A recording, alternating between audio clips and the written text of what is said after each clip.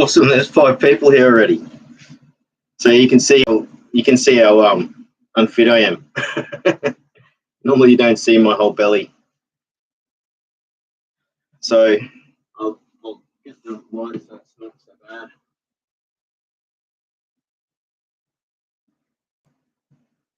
Maybe that's better. I don't know. I got another light there, so I'll turn that on.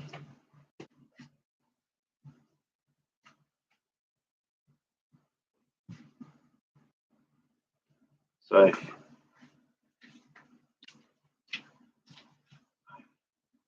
oh yeah, I just realised I got it running through my tablet here, so I can hear myself.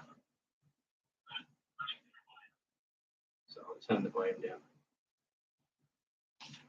So I've got the air conditioner running. Hopefully that's not too loud. If it is, how's it going? Happy Hermit, Starbright, Cage Pass is here as well. Awesome. Are you sure is here? Awesome. Alex is here also. Awesome. Everyone's. So what am I doing? I'm cleaning my room. And so I'll show you bits of my room. This is when I used to go up the mountain and make noise music. This was the power generator, which I had an inverter.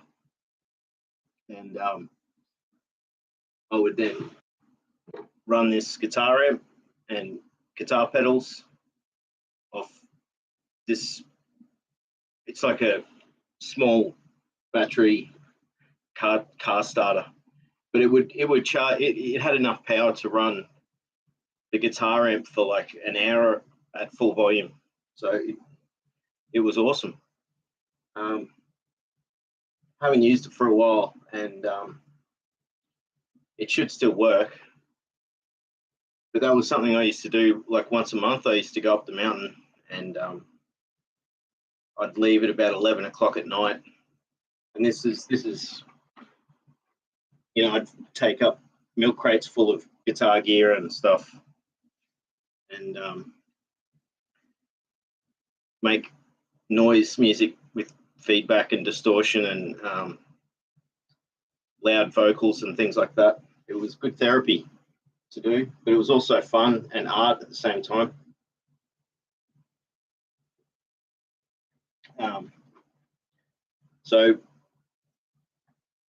Oh yeah, here's a couple of my little smaller tiles. You know how it's got the tiles? These are the smaller tiles. I'm sending this to a friend of mine, which I'll put in the post sometime soon. Yeah, not everything in this room is going to change. In a sense, I'm going to try and just clean it, and as I'm cleaning it, I'll show you all some of the cool stuff I've got. These are my mindfulness course, my course notes. So I should put them somewhere better. As I come across stuff, here we go. I'll make a recycling pile. So stuff that can get recycled, there's recycling, more recycling. And what am I doing? I'm sorting my life out. This used to be a sort of a creative room where I'd sort of do art, but I never really did as much art in here as I wanted to. MJG's here as well. Awesome. Happy to see you here, MJG. So I don't know, like, is the air conditioner too noisy? I can turn it off if it's too noisy. It's just it's going to be a hot day today, and like if it is too noisy, I will turn it off. I don't mind not having the air conditioner on. It just makes the room nice and cool because it's going to be a hot day. Oh yeah, awesome. Good to hear, Happy Hermit. So it is pretty low volume.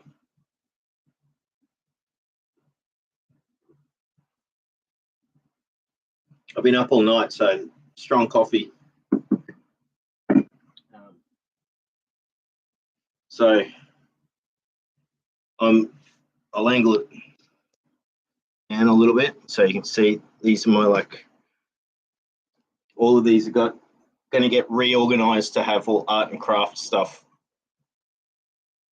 And so here's my wet pack with the very important razor to shave my head. So I usually keep this right here because it's just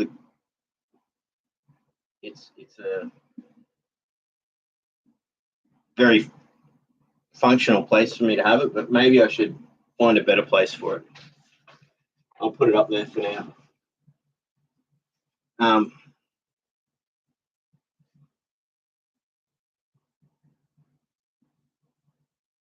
Essentially, I'm just going to be I'm going to be cleaning this room, and it's going to be sort of boring, but I'll try and be entertaining while I do it, you know. But I'll show you. So what's it? So it's like these are microphones. This is actually a mix. There's stuff in here that shouldn't be here. So it's a soldering iron. I'll take that out of there. I've been looking for this. It's a battery charger for my drill. So it needs to come out of there. So I'm going to keep this roughly as it is. This is like full of guitar leads and mic leads. See, it's a microphone. And power board. And this is the inverter. So I'll plug the inverter into the battery, and that's how I run my guitar amp up in the middle of the bush. So first things first, like you can't really see from here. Like I can wheel it around, maybe. Oh, you know, I'm gonna show you something cool. This is there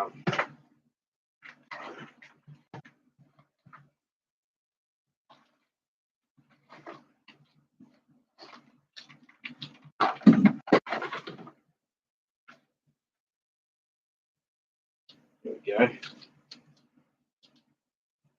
Tell you what, this is cool. My sister's got me this.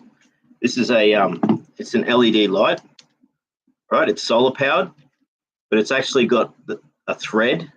So you thread this onto a plastic bottle, any Coke bottle or whatever, and it turns it into a light, and then you can hang it. It's really cool, and it's solar powered.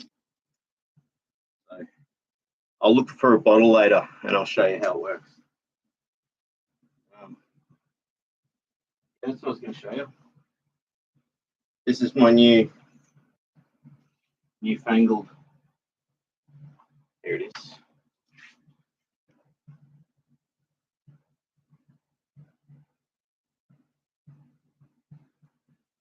So check it out. So this is how I can do my streaming. And it's a tripod as well. So I was going to do these streams with this, and I might actually do the next one with this, which means it's easy for me to move it around. And I'm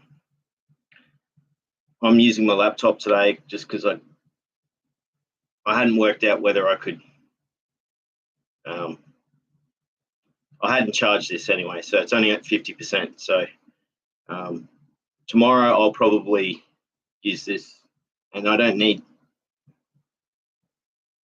That's just the microphone. See there? So it gives you good quality sound. That's what I was using the other night when I had the stream of the frogs and the sunrise with the birds. So this is, yeah. So I'm going to start doing like going for bushwalks, you know. And obviously if I'm, I cannot put the microphone in that way. you know, or that way. So if I'm using the front cameras, I can angle it. One thing that really upsets me, and I haven't worked out how to fix it yet, is for some reason when I stream, it does a mirror image of the video. And even though I turn mirror image off, I don't know what the go is. To get around that, I can stream with these cameras and they won't be mirror imaged, but then I won't see what's happening. So I don't know. I'll work it out. I tried downloading another phone app that I thought would override it. Still didn't work. It's really bizarre. So I don't know. YouTube used to have a function where you could actually press a button and flip it. Doesn't have that function anymore. So yeah, I'll check. You can see it up there. See? So it's really handy for doing streams. So when I start doing, I got my art table there. When I start doing streams on the table, I'll be using that. I'll be using that setup to do my mindfulness training as well. You're just using the phone and the microphone in the phone. So that's going to be really cool.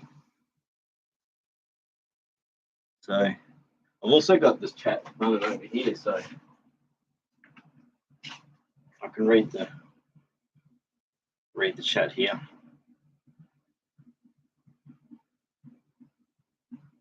Cage Pastor says, Hermit, is that zombie listening to headphones? It does look like that, the emoji. Are you sure? Says, hi, everyone. Alex says, hi, guys. Cage Pastor says, can't hear the aircon. Yeah, that's awesome. Happy Hermit says, hi, all. Happy holidays. Yeah, awesome. Check it out. Like, I'm watching the live stream on a tablet as we're sitting here.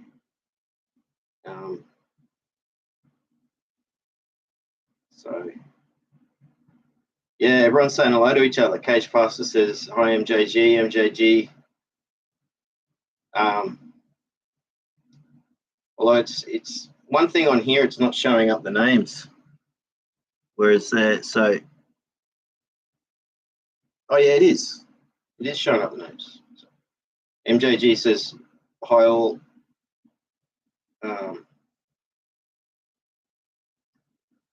Are you sure? Says, g'day MJG. It's awesome. Everyone's saying hello to each other. So, everyone, this is awesome.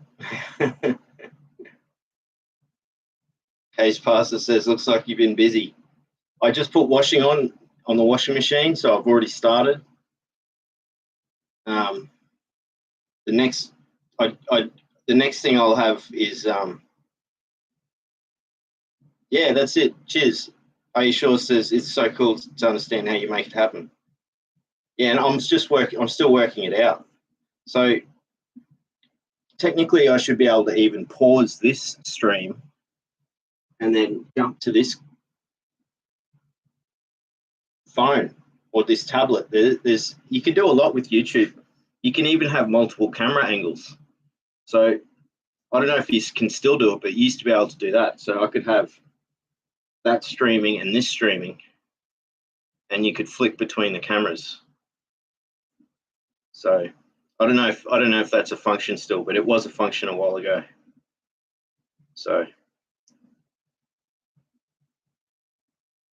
Cage Pastor says maybe it's your phone model too. Yeah, that's true.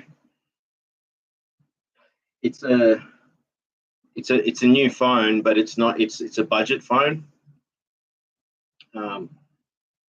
So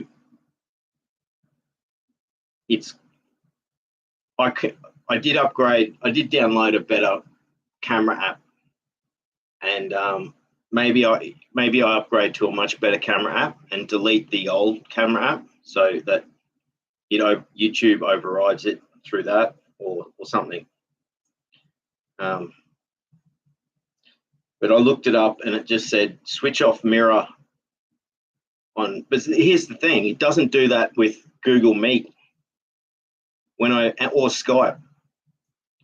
It doesn't do the mirror stuff with Skype or Google Meet. So it's a YouTube thing. So that's interesting. So there's lots of interesting stuff here. Here's like a magnifying glass with a base, so you can do like fine work. I've got a lot of tools like Dremel stuff, which I'll show you later. So I want to get into do a wood carving and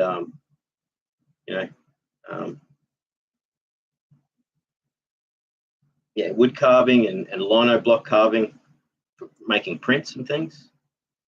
And these boxes here actually, I don't even know what's in them. So we'll find out. First on the list though is I'll keep reading the chat as we go. Yeah, I like that. What you said, Aisha, put a mirror in front of it. That's true. And I will work it out. I'll work it out somehow. It just might take me a little while. But like I said, it doesn't do it with Google Meet or with Skype. It just does it with YouTube, and the app used to have it as a function. So I don't know. Cage Pastor says, I've seen people use a button to switch between the cameras. Oh yeah, that's it. I know when you're streaming, you can switch between the front and the back camera. So I know you can do that. But there's maybe there is a button on here that I'm not seeing. So I just need to practice a bit more. But how cool is this? Like, this tripod, I can walk around with it, go bushwalking, and if I'm walking and you don't want to see me, I'll switch to the front camera so you see where I'm walking, like that. That's when I'll have the microphone facing forwards. So, but I bought this mount years ago for my audio recorder.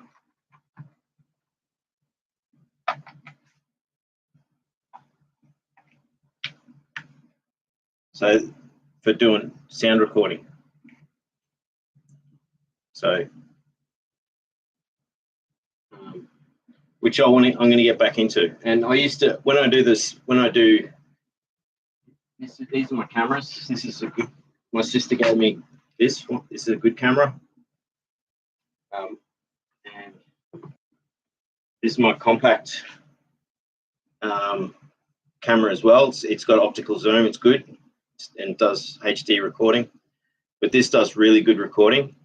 And when you see me make videos where there's two cameras, this is what I'm using. But now I've got my phone as well. I can do 3 cameras, and I can do edits between the 3 cameras. So when I get back to doing nature videos, I'll have 3 cameras instead of 2 now, which will be good.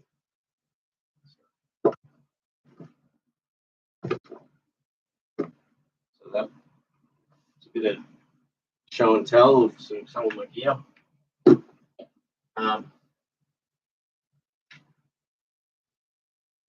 I've got a lot to do here. Like, there's it's a bit of a mess, really. Like, you can't see it from here, but this room is chock-a block with stuff. But it's all useful stuff, so it's hard for me to. I'm not really going to be throwing much stuff out today, but what I'm going to be doing probably first up is I've got I will this over so you can see it.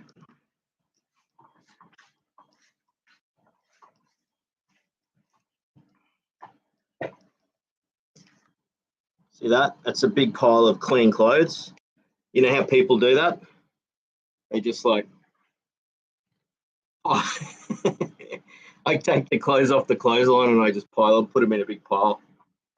Too lazy to hang them up. So what I'm going to do today is I'm going to take all these clothes and I'm going to hang them up in, there's a cupboard here. I'm going to put clothes in the cupboard.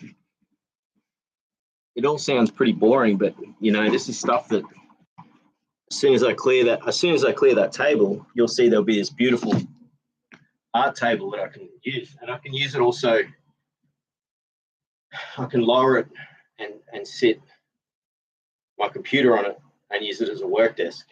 And so I've got 2 chairs in this room. There's that one that the laptop's on, and I've got another one here. So, I mean, I'll just get busy. I'll just start doing this stuff. So these are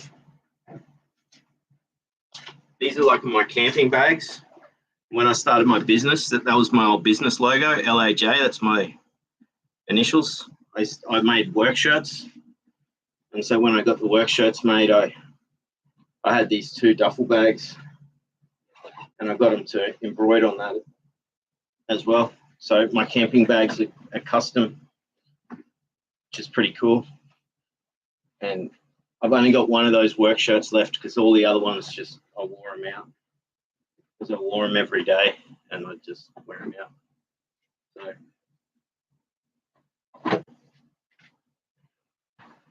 I'm eventually going to have these bags as ready-made to go camping bags, so that they've got sleeping bags, pillows, spare clothes and that. So if I want to go camping for the night, all I have to do is just grab the 2 bags and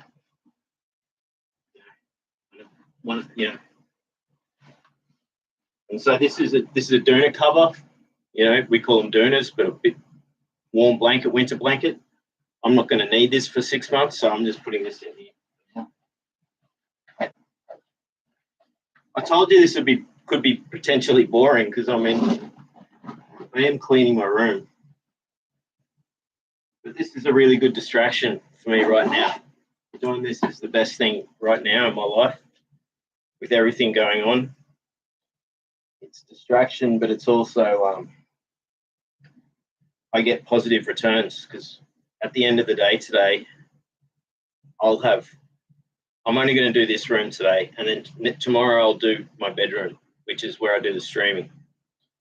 And you'll get to see heaps of cool stuff in there, all my tools, my woodworking tools, my books, just all the interesting stuff. And then it's really dusty in there. Like it's clean, it's orderly, but like it got dusty.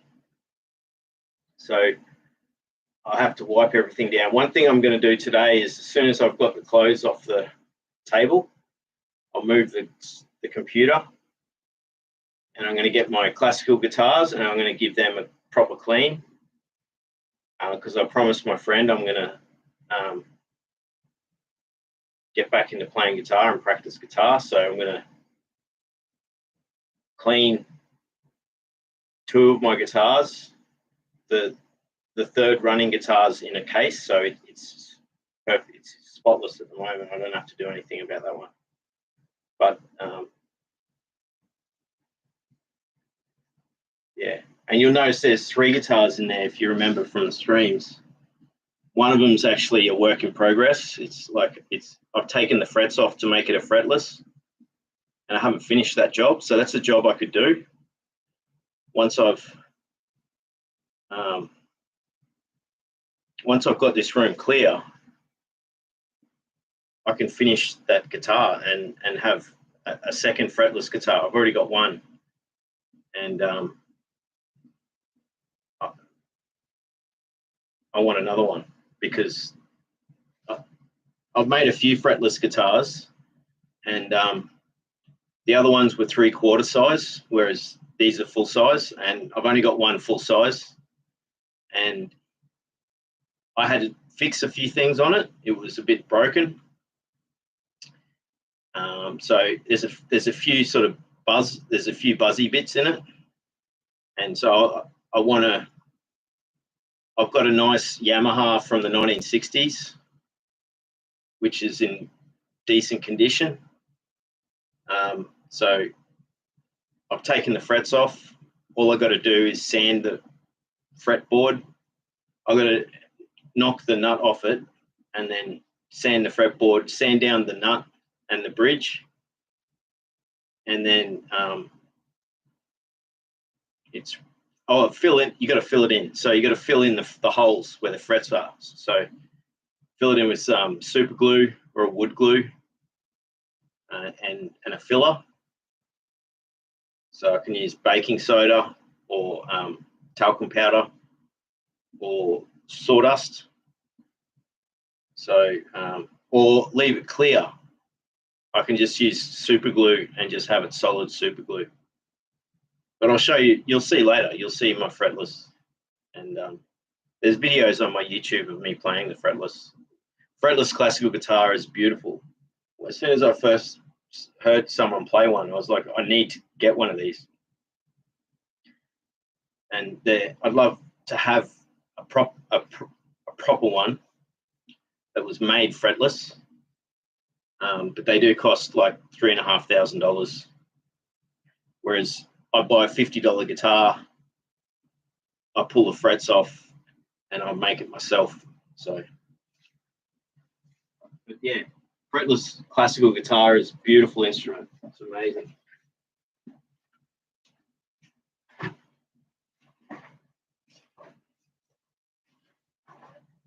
here's my other one, another duffel bag with my logo on it. So I will set this up. This has got, what's it got in here, I think? Camping gear. This is a poncho, a full-size poncho. So it's all, my gears, today's not necessarily going to be sort everything properly. It will be make it neat. So like I said, I'm going to set these two bags up to be camping bags so that they've got sleeping gear and clothing and stuff. And I have heaps of these plastic boxes, so I use them for camping as well. So I have, you know, one box full of cooking gear and that sort of stuff. 2 boxes full of cooking gear. And then another box full of food. And you just throw the boxes in the ute when I go camping.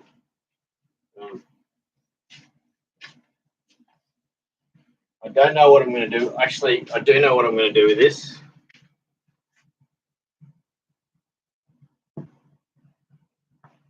This will fit inside one of these plastic boxes. And the box that this laptop's on is actually empty. So if you don't mind a bit of movement, there's going to be a bit of movement today with the screen.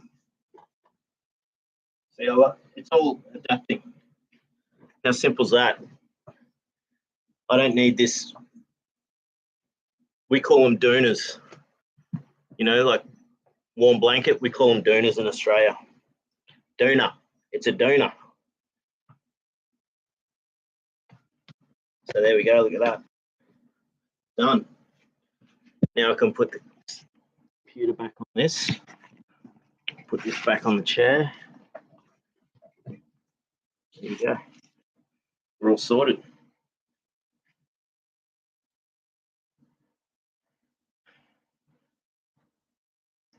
I'm really feeling the weight. Like my shirts are, they're all getting tight on me now. So my big thing now is to start exercising. I've been meaning to do it for a while. Cut beer out of completely, stop drinking completely. With all the stress I've been going through, it's been difficult to not drink the odd beer, but it's time for me to stop drinking. So.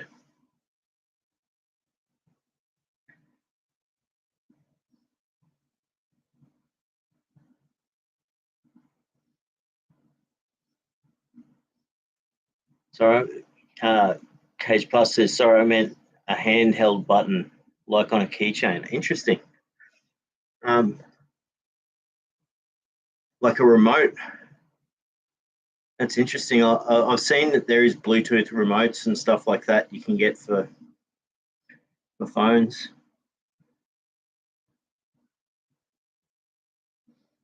Cage Pastor says, I leave mine in the dryer. Look, that's classic. That's your doona. We call them doonas in Australia. I don't know what you call them. Blankets. Starbright says, I have my stuff to do too. I've started. Awesome. Just like you. Thank you, Luke, for showing up and sharing. Awesome. We can all do stuff. We can all clean our rooms together. Totally. It'll be like Jordan Peterson. It'll be like, go clean your room. And, but yeah, no, seriously, cleaning your room is such a practical thing to do, isn't it? Yeah, Starbright says work in progress. Like we all awesome. I love it. Work in progress. That's a great thing. Aishaw says Starbright with the hearts. Cage Pastor says, I want to see a camping trip where you play guitar by campfire. That's a really good, I'll do that. I do have videos of me playing guitar with candles sitting under a tree at night in the bush, which I could, I've got lots of videos on my page. So what I'll do is I'll post them on my community page so you can see them. I'll pick the best like 2 or 3 videos of me playing in the guitar in the bush. Because a lot of that song I play either like really long versions that go for like 12, 15 minutes, or they go for like 2 minutes or 3 minutes. So I'll pick a couple of the shorter versions so you know they're more interesting and they're not just going on for so long. So Alex goes, yeah, I got a doona in my back seat. There you go, in case I get cold. That's awesome. I used to do that too.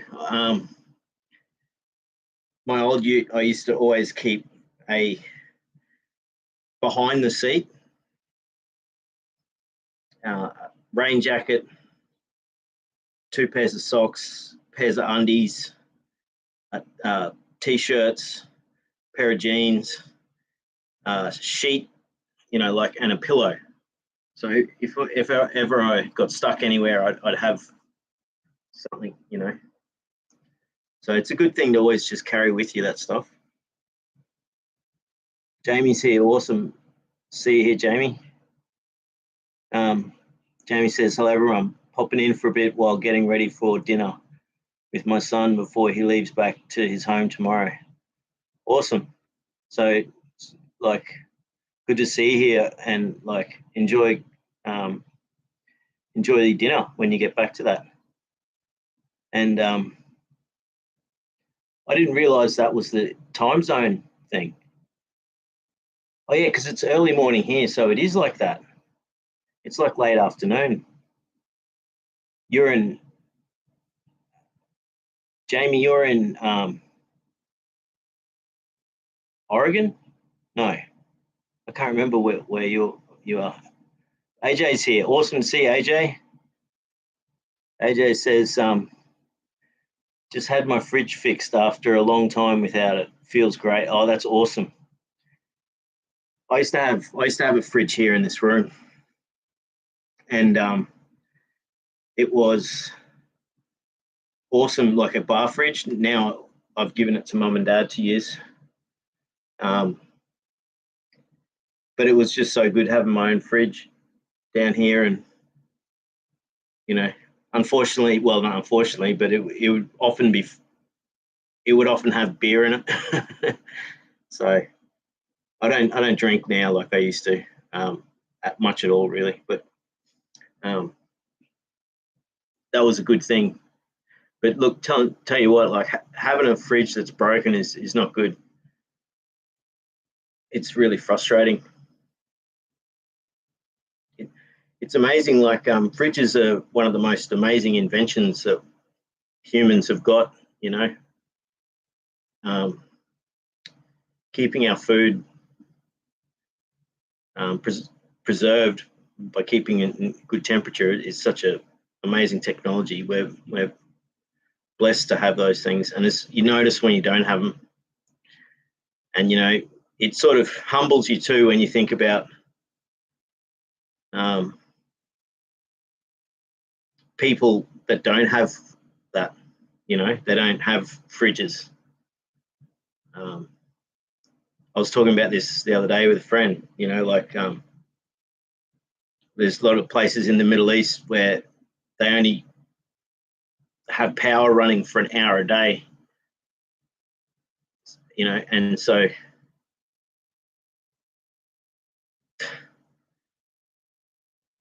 they can't use their fridge, or they don't open the fridge. They only open it when they can barely get a chance. I mean, I did all this work for this old couple, one of my clients, and I built a deck for him. I did lots of work for him, and they're really sort of compassionate people. And that talking about being humble.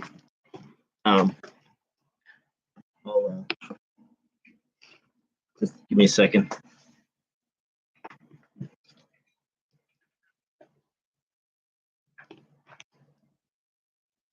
Talking about being humble, she gave me a picture,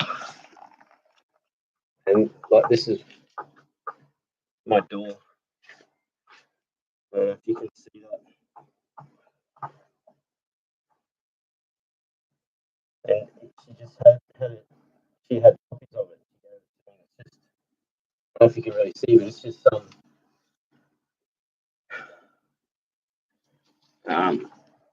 starving person, you know, and I keep it there. It reminds me whenever I see it, I think about how lucky I am. He's just sitting there with his head in his hands, just clothes all torn, and we forget how lucky we are, you know, to have not have to worry so much about food, so much don't have to worry about. But then, like you know, like you say, like when your fridge is broken, it's you notice it. You notice how tough it is, you know. But that whenever I see that picture, it just sort of reminds me to be appreciative of how lucky I've got it, really, you know.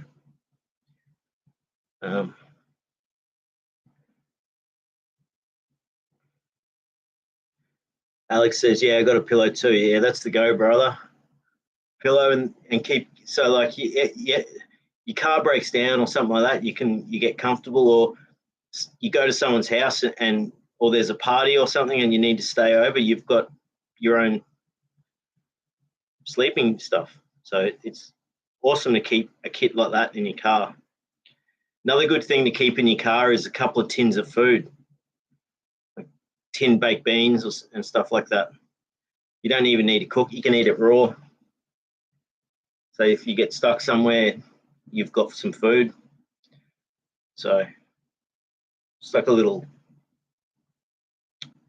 sort of emergency backup thing. It's always good to have in your car.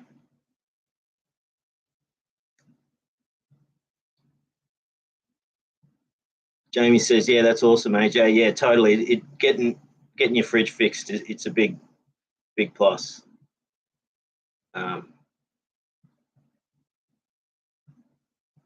Aishaw says, "Hi, Jamie. I'm eating supper now. Bon appetit." Jamie says, "Love you too, Aishaw, and bon appetit in Oklahoma, Luke." There you go, Oklahoma. Now I know. I'll remember that, Jamie. Shaw's got the hearts. Jamie says, yeah, I rarely drink, but I did have a bottle of blueberry Moscato yesterday. We'll see, it was Christmas, and yeah, blueberry Moscato sounds like that would be a very delicious drink, you know.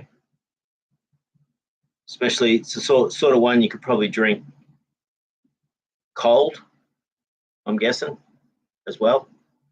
Room temperature would be nice, but cold would be nice. Sorry, I got itchy. I got bitten by mosquitoes this morning. I was sitting outside at dawn, and it was nice, but I got bitten by mosquitoes. 6 Cents Amelia's here. Awesome. How you going, Six? How you going, 6 Cents? 6 Cents says, Kia ora.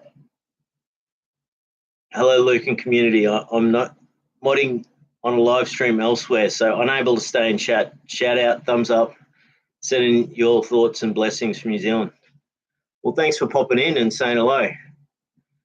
That's awesome. And, you know, I hope you're enjoying the other stream as well. That's really nice of you to come and say hello, you know. I'm going to be doing these streams every day at different times. If you check the things, some are in the morning, some are in the evening. So, you know, some will suit. Some are good times for US, Canada. Others are better for Australia, Europe.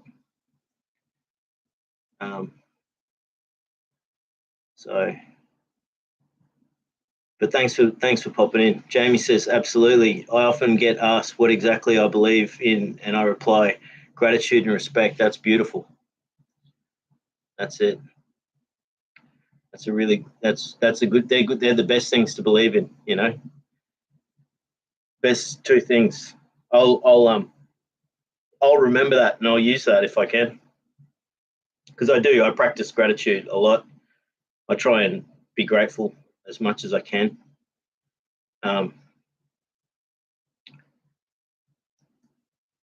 It's good to do. I was doing that practice, you know, where at the end of each day before I go to bed, I think of things that I've been grateful for, and it does, you know, you feel better just thinking of that. Like,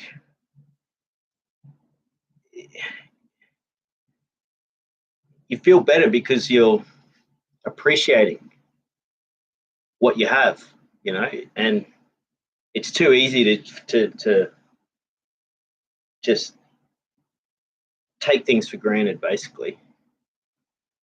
So, and respect as well that's awesome, because I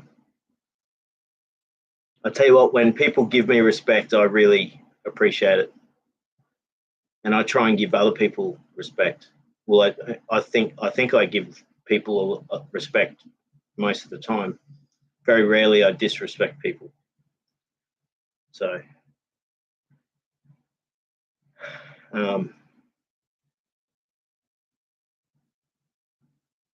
respect is something that I really appreciate when I receive it, because I don't always receive it, you know, and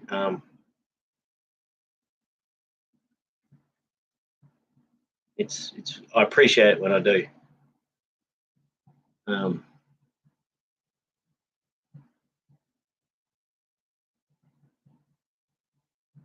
Cage Pastor says, yeah, AJ, love my fridge. I'd be lost without it, totally. Jamie says, love to you, 6 Cents. Glad you popped in. Cage Pastor says, hi, 6 Cents, with the hearts. Aesor says, hi, 6 Cents, be well, with the thumbs up. Jamie says, I sat outside until fairly early morning, although it was foggy and chilly. But it was nice and peaceful. Yeah, that's beautiful. I love it when it's foggy. We get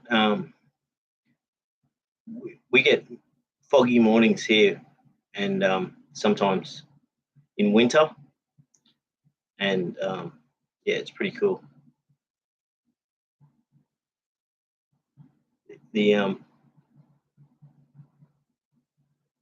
But it's not that common. I mean, well, yeah, when it does happen, it's pretty cool. Yeah,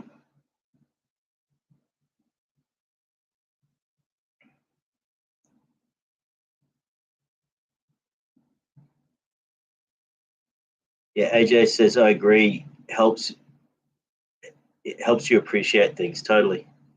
Jamie says, definitely, Luke. Don't mind at all. Awesome. Happy Hermit says, yeah, it was foggy as hell this morning where I'm at too. There you go. So, like, well, it is winter time. So, I guess, yeah, you get.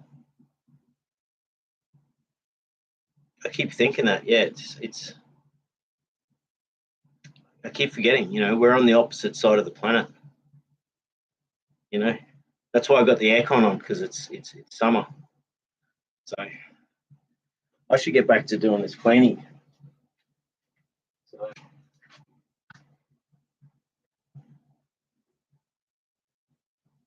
I'll try and keep talking while I'm doing this stuff. And then once I clear the table, I'll be able to put the computer screen on the table, and you'll be able to see a different view.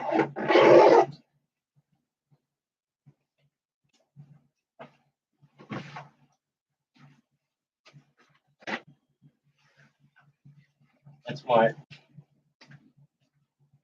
backpack. It's a 28-liter backpack.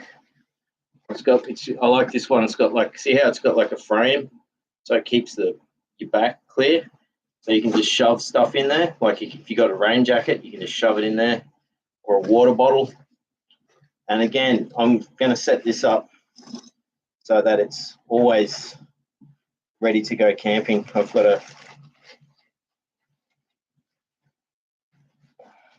hiker. I've got a fly. That's inside there. I've got also a cocoon hammock. Those hammocks that have got mosquito net on them. So I will set this up so that it's like basically ready to go.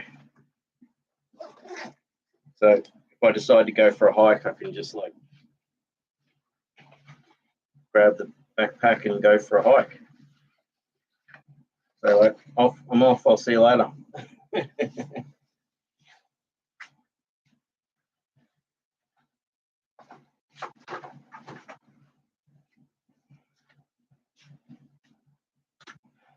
So there's so much stuff in this room.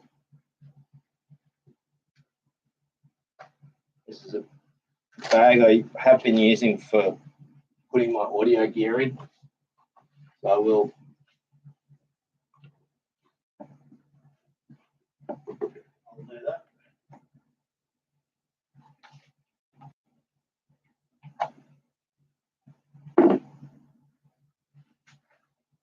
I did warn everyone that this could be boring watching me do this stuff. But it will get more interesting when I actually clear the space on the table and I can show you all the cool stuff that's in these Pigeonhole IKEA. What do you call them? IKEA shelving.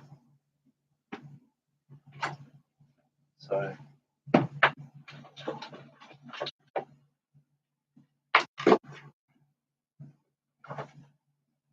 very important tool, dustpan and brush. I think I've got like about 10 of these. Like I always have one in every room. My favorite tool, because when I used to do landscaping and handyman stuff, I had like an industrial one, and it was like this double size. It had a massive brush, and you could like sweep up dirt with it. It was amazing. And I don't know what happened to it.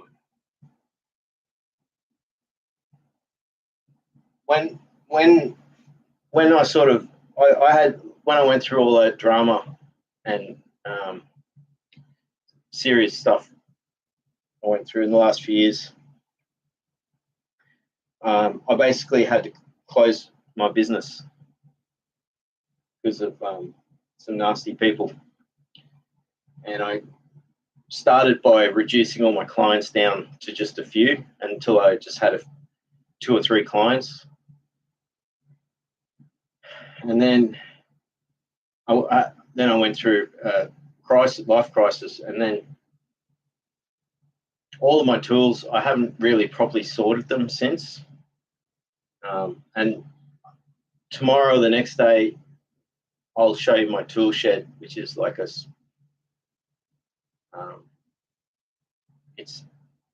this used to be a garage, this area, and at that end wall there, there's a garage door on the other side.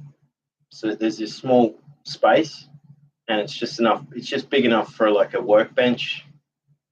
And but unfortunately, I had to pile all my tools onto it, so everything's all just piled up high, and you can't get at anything, and it's really frustrating. So in the next few days, I'm going to empty it all out and get it back to a clean desk, clean workbench again, and then somehow find a place for all the other tools. There's a lot of tools in this room that shouldn't be here. It's like a Bosch sander. I will put that there because that's not going to stay in here. Sanding belt for my belt sander again.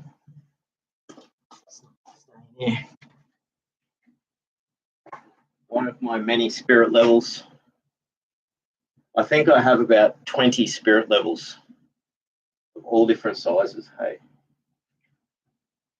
here we go. Another one. I've got so many spirit levels. It's phenomenal. I wonder how many more I've got just in this room. Oh, yeah.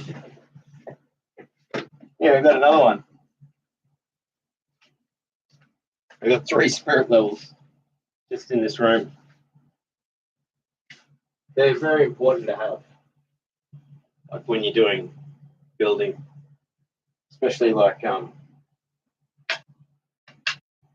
different sized ones.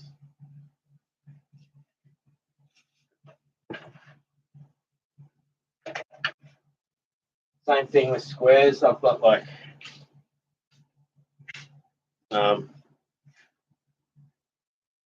there's a lot of tools I have multiples of, and this is a good quality one, you know. But I got this one. I used to buy a lot of my tools from a second-hand tool dealer, so I'd get them really good price. I'd buy tools really good price, and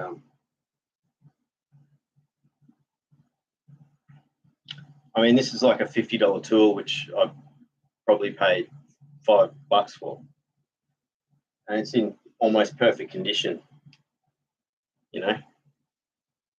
So,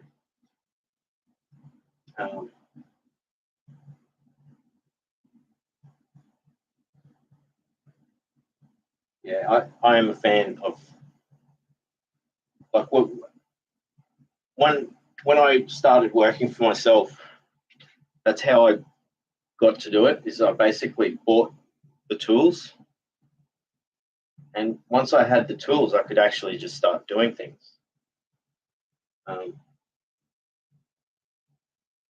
It's amazing, and it sounds funny, but yeah, it's, you know, if you've got enough of the right tools, it just enables you to do jobs. And I used to buy tools, and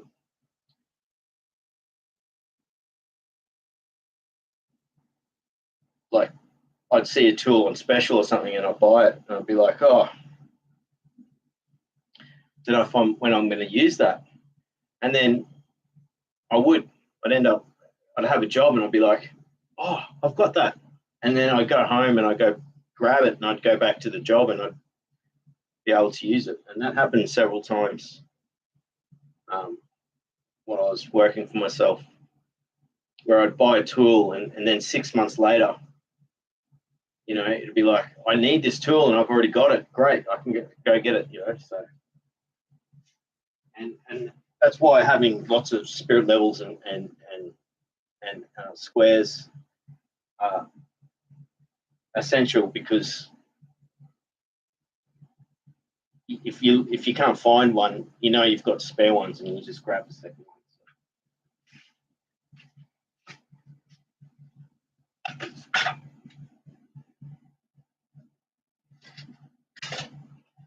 We'll get to all this stuff. It's pretty random what's here. There's some like chili oil my sister's brought back from Japan from me. Look, it's got all the chili in the bottom. I haven't even opened this yet. So I will get around to that.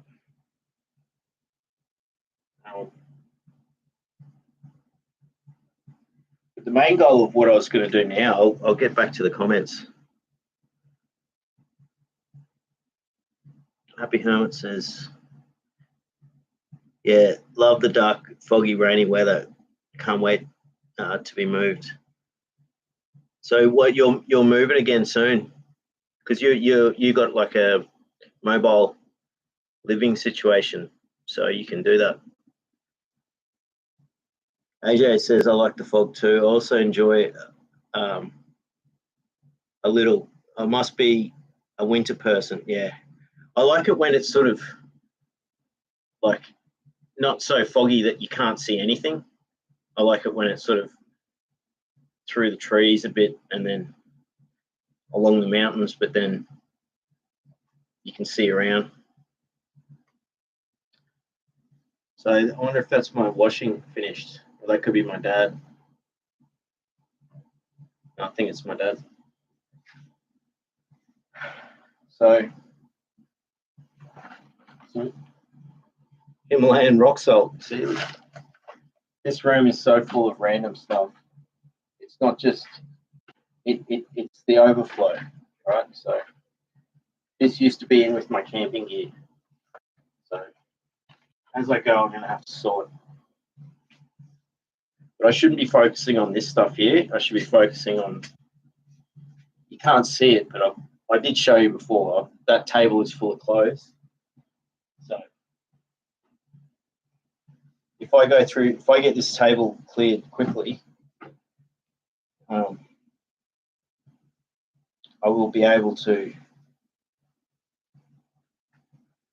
I'll be able to move the screen.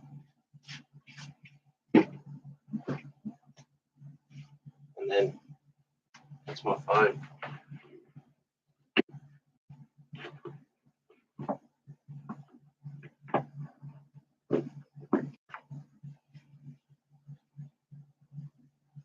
Oh no. Oh, this is probably a reminder. I've got overdue library books.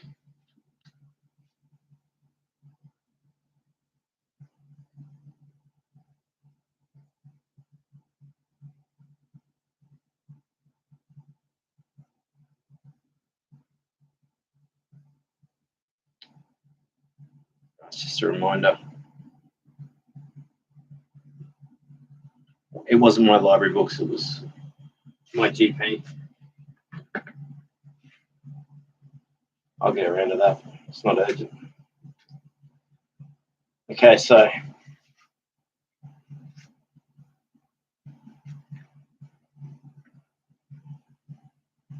if I could sort this stuff, the quicker I get the clothes sorted, the better.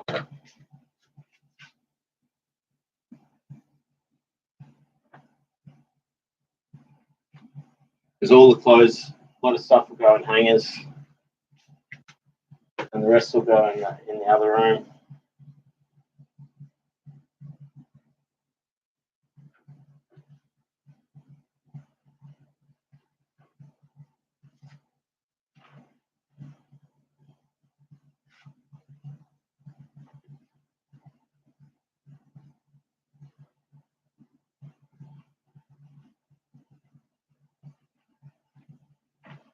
Problem is, I didn't hang all this stuff out when I got it off the line, so it's all scrunched up.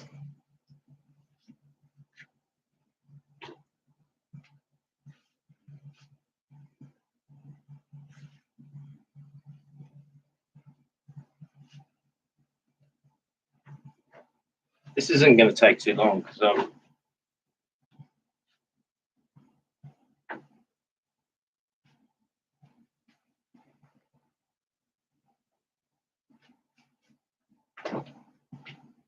and I'll once I got these piles, I'll actually hang them up on hangers in the cupboard. So this will be a development. This will be like stepping up. But I'm not the only person who just piles clothes, clean clothes in a pile, right? It's pretty common for people to do that. But when you get into that habit, once you get into the habit of just doing that, it just gets too easy, and then you just end up living like that. And I've got cupboard, and I've got the shelving where I've got these boxes to put all the other stuff. So what I'm doing right now is sorting all that out.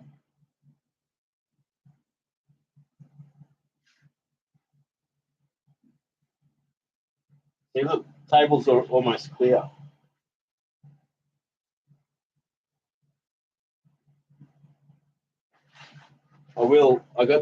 I should call my GP and book an appointment because they're open today. That's handy. It's a headphone case. See, I can use that for my camera.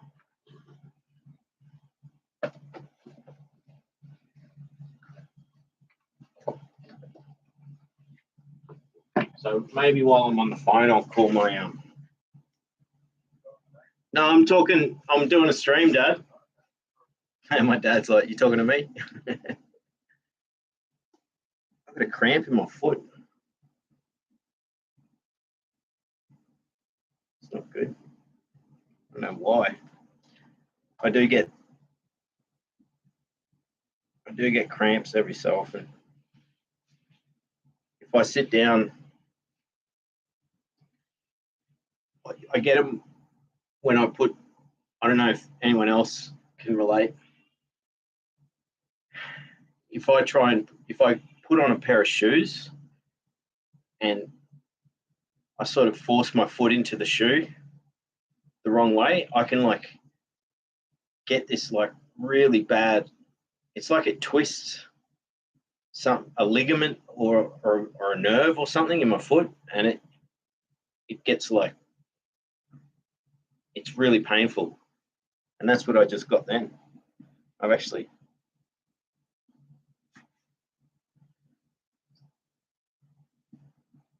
Yeah, it's not good.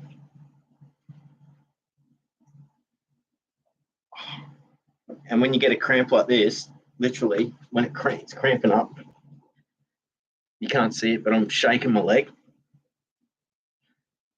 It's the only way to get the cramp to stop. I used to get them. I don't know that you can get that from like a lactic acid buildup. So I used to get them sometimes in the legs and the calves. I'd get a massive cramp and like my leg. Sometimes I'd wake up in the middle of the night and my legs would be cramped, and you'd be in like extreme pain, and you have to like stretch your leg out. And it's the worst. So anyone who gets cramps like that, it's you know what I'm talking about. And I think I got it because I was leaning forward doing the reading. But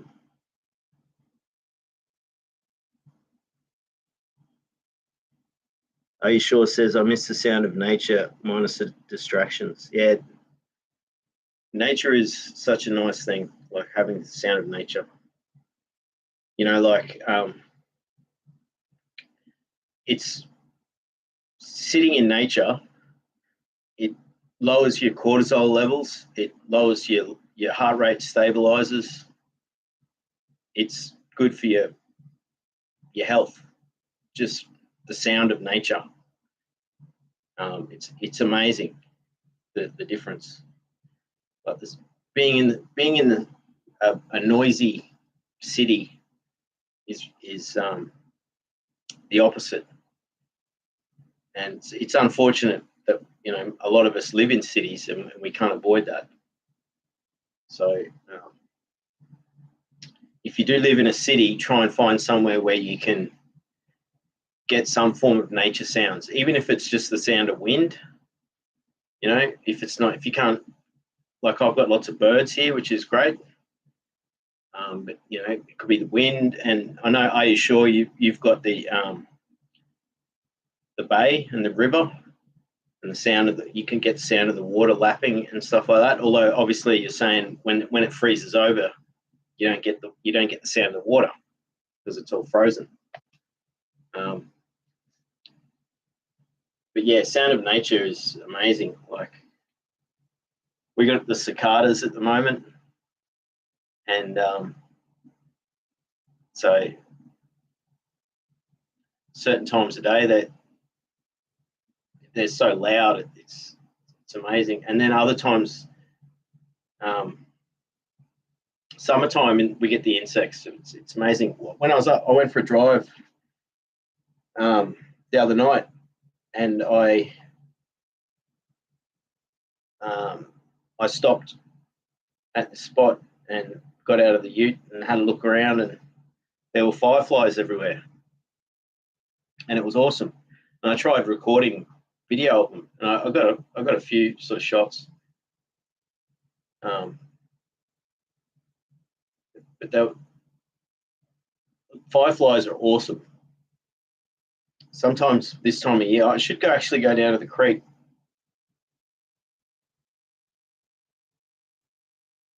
Because the creek near me, sometimes there's fireflies where there's thousands and thousands of them. Like literally, it's like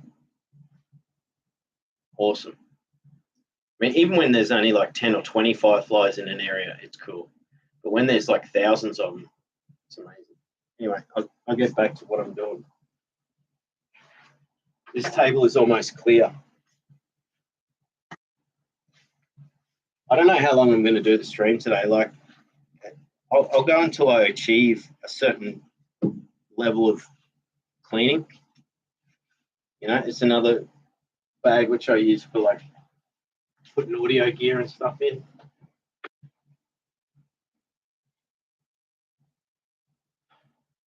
So I've separated out the shirts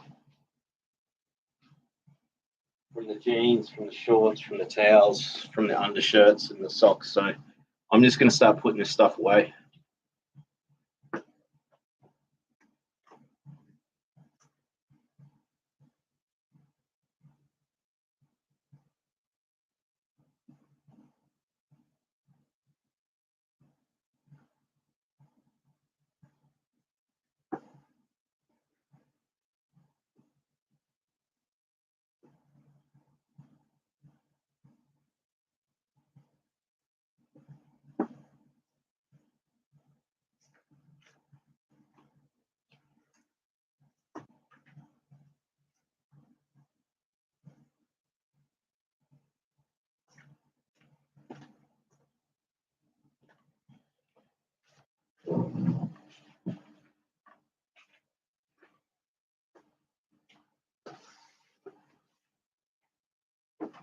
This is fun, you know. I'm actually being productive and I'm still managing to have a conversation. And just wait till I get to like all the cool stuff. And I can show you. Like just, you know, it's just all like art stuff, really. Art and craft stuff. So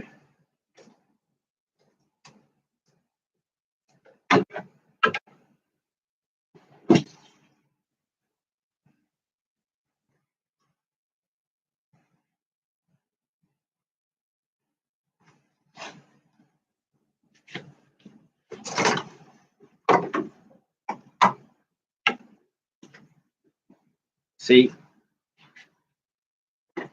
I've got a set of cupboards and I haven't been using them.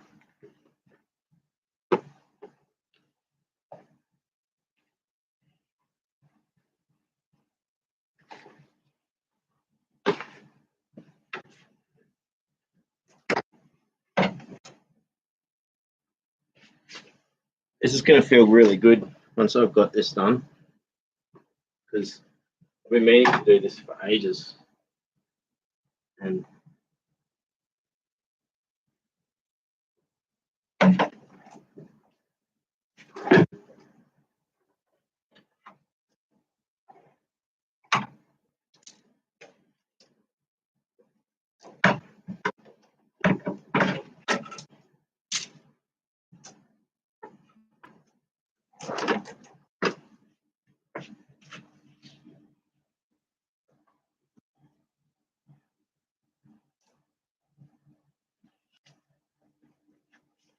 as you can see, I'm basically just putting these clothes in. They're all scrunched up, but I wear shirts scrunched up anyway. I don't really care too much. So most of my shirts and stuff are all scrunched up when I wear them. So if I do hang them on a clothes hanger, at least they're not as scrunched up when I wear them. And people have gotten used to that, you know. So when I do wear a shirt that's like really ironed or something, it looks out of place.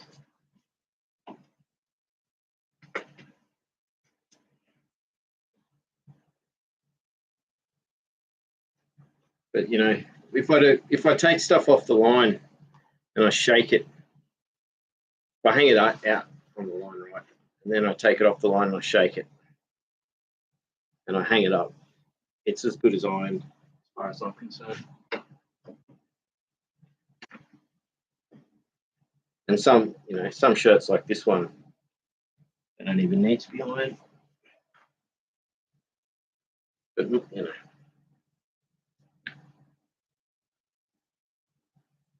people have gotten used to that just being me.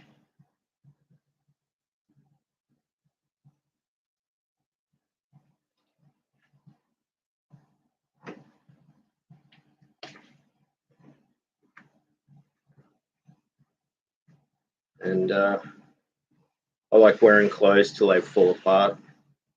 You can see it's got a hole in it. It doesn't bother me. You don't really see that when you're wearing it.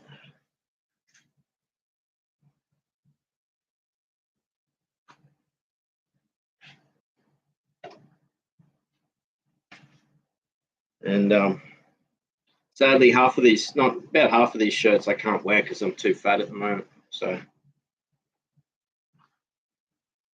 I shouldn't say that word. I should just say I'm too overweight.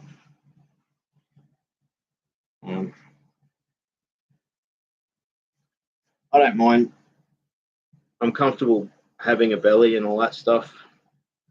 But I do need to lose. I need to go back to the weight I was a year ago.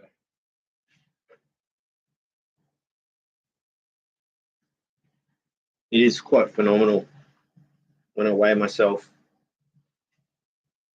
and I put on 26 kilometers. I put on 26 kilograms in a year, which is a lot.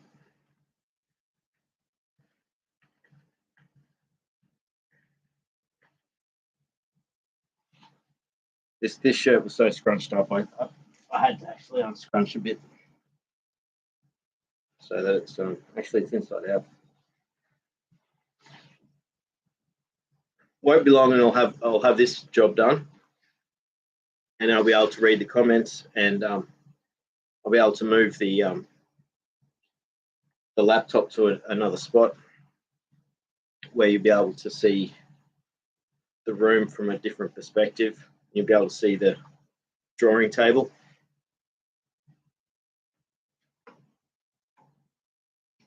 That's sort of the bonus of having that nice clean drawing table, is it made it easy for me to just pile all my clothes on top, you know.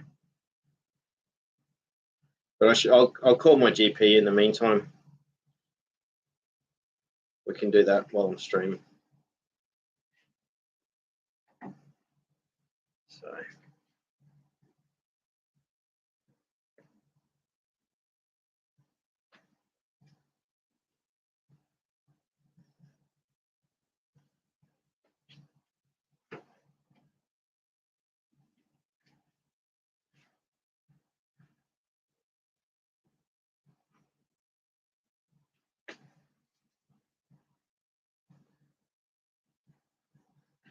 Probably because we have a thing here in Australia where if you go to the GP, you get 10 subsidized visits to a psychologist. And, you know, that runs out pretty quickly. And, you know, I'm not really needing to see my psychologist plus at that much. Plus, it costs me $250 every time I go. So, for someone who's on a pension, that's a lot of money. And, you know, so the message I got from the doctor would be a referral from my, I'm guessing a referral from my psychologist, because it starts every calendar year. So I don't see what the point of me even going until January anyway. So, but I'm going to call them and say, what's the story? Because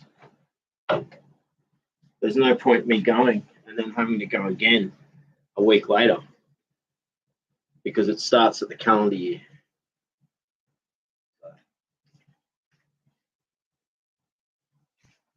That's it. I got all the clothes sorted. Pretty awesome.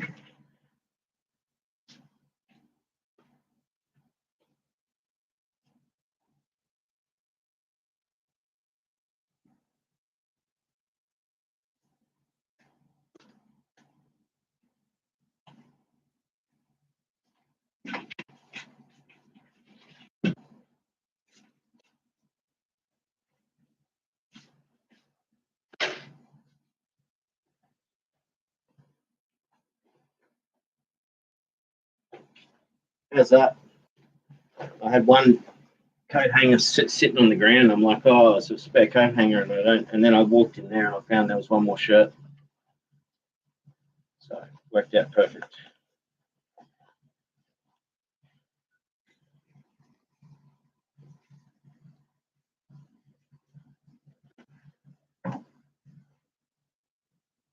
Sweet.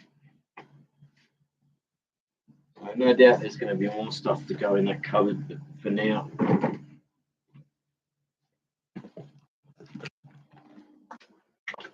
So that, see, there's the drawing table, and it's like a fully adjustable one. So see underneath, it's like fully adjustable. Now I can put my computer on the table, which is this makes this table a really functional work table, because it's good.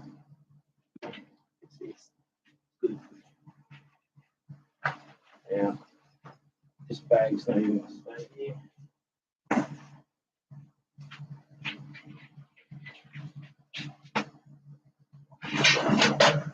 This bag's not going to stay here.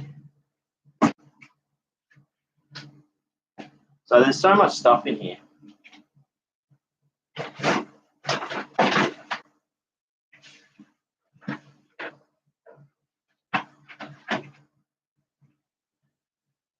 I did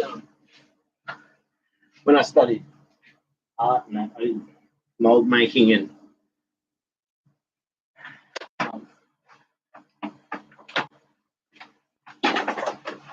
so I wanted to get back into that. So under here I've got plaster.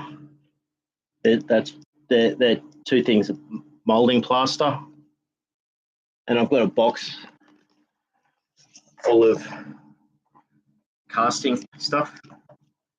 So I'm going to get into doing that. You know how you get this algae? It's like an algae that you mix up and you can cast. It sets in 30 seconds, so you can, you know, stick your hand in the thing and cast your hand. People use it to cast their faces and things like that.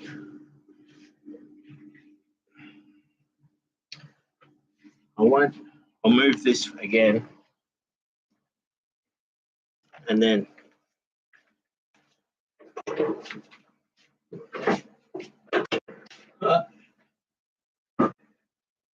another spirit level.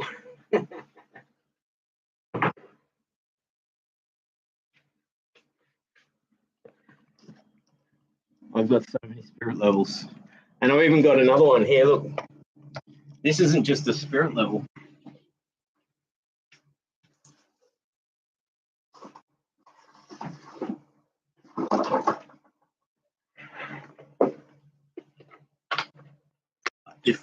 I don't know if Cage Pass is still here, but she started working for.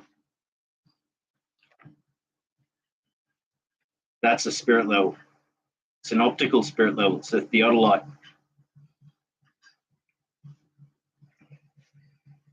So I've got a tripod, and you put this on the tripod and you level it, and it's got like it's got another spirit level there, which is, they call them a I forget what they call their round spirit levels. Bullseye, something.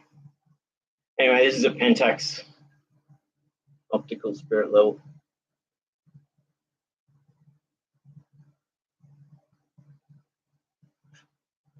Can't see anything because it's too close.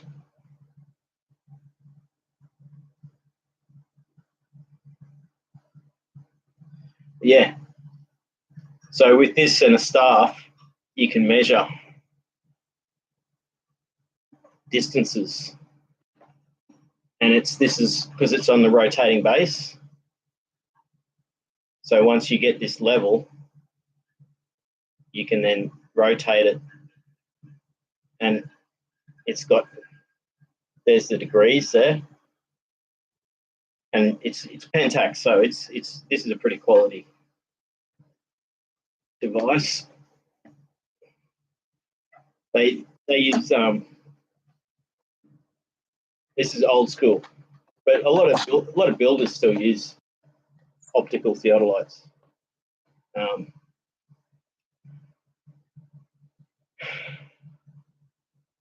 So they're practical, but everything's laser now. I've got a laser level as well. That's another spirit level I've got. I've got 2 laser spirit levels actually. It's quite insane how many spirit levels I've got. And like this is literally an optical spirit level. So yeah, that was a theodolite. So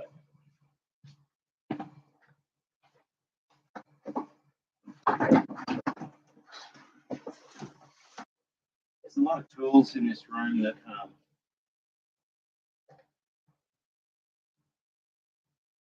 are going to get moved. I've got a lot of cool stuff, you know. Here's some of my, I'm going to get back into sculpting. So that's where the casting stuff comes into play. So there's a wheelbase.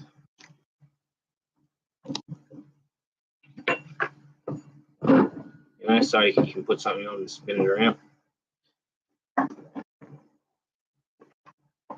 Here modeling clay. It's not modeling clay. Yeah, it's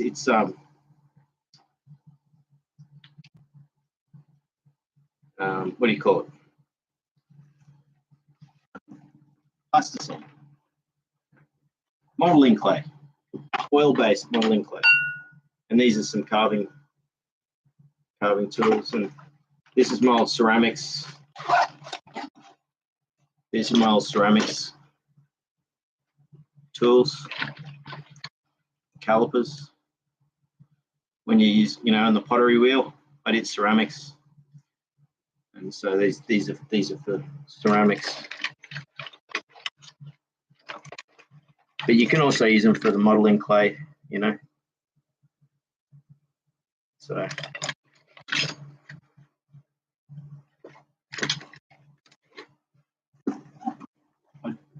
we do have a pottery wheel here at home, and my sister has got kilns. She makes ceramics. So if I was to make stuff on the pottery wheel, I could probably take it there and get stuff fired. But I'm interested in using that modeling clay and then using the plaster and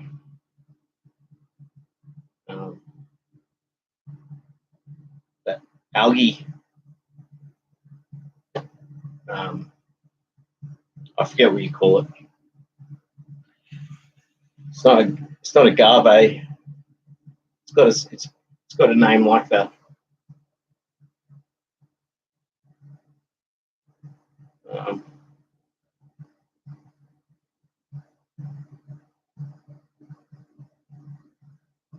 It's not amalgam. That's what they use for your teeth. Yeah. Anyway, so now you can see there's these. I want to make these shells behind me. See, there's Go Fast. See, look, there's my balsa. I see Go Fast is here. There's all my balsa here. This is all balsa, balsa, balsa sections.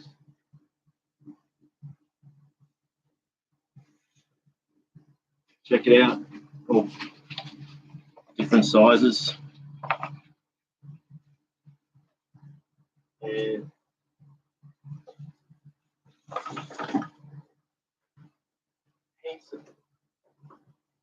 heaps of this fine stuff too. These are like veneer, real thin stuff. So I've got all different sizes. And I've got big blocks of it too. Heaps of these sections, you know, which are like, and then I've got a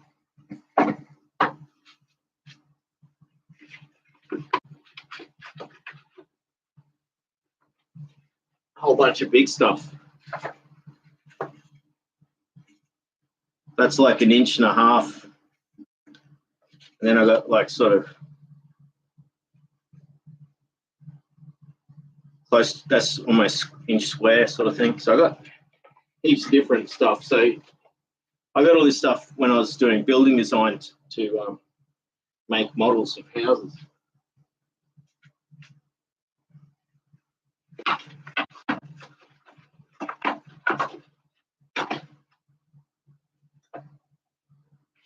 I got a rule. I got heaps of drawing stuff as well. So eventually, when I get around to making stuff again, So yeah, this is a flexible ruler. How cool is that?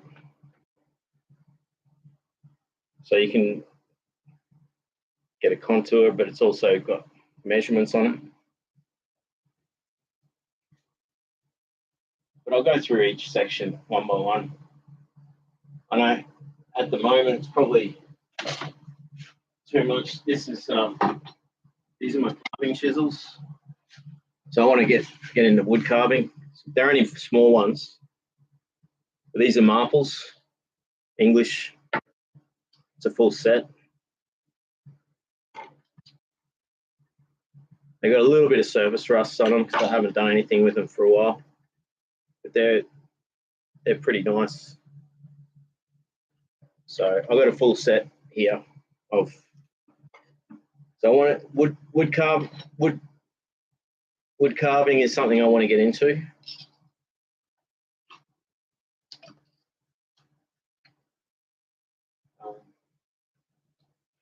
You can see up there vices. I've got lots of vices. I love vices. So it's a jewelry vice. See how small it is. I've got three of these. This is a nice. I really like this. It's a quick release. It's a good bench vice. Clamps and vices, you can never have enough of them. So this is one. When I was going to build a proper, and I still will, a proper workbench, woodworking bench. So that's going to be the device for it. So when I get around to building it, I've got a device for it.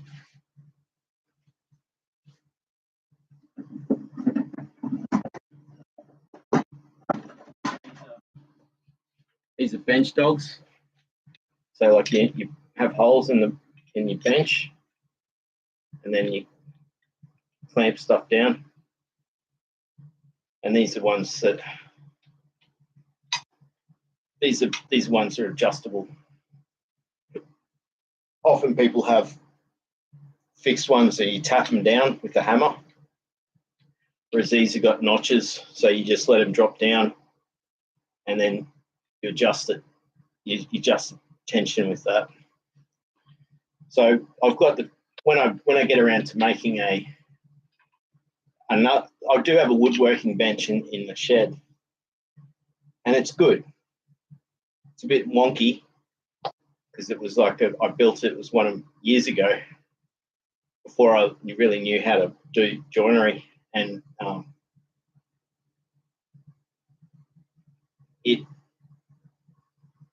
it's really funny because like one of the legs is like fully off, but it's solid as. It's a super solid bench, and it's got 2 vices on it. It's got like a leg vice and a bench vice.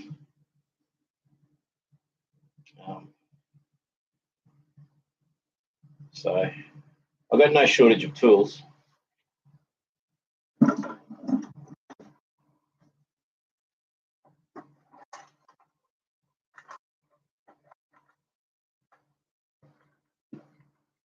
It's like a dowel kit.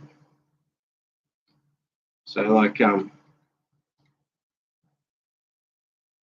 you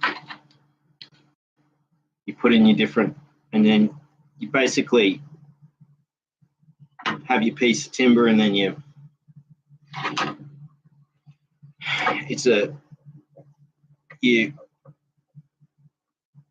put holes, precision holes for joinery. I still have a lot of joinery stuff.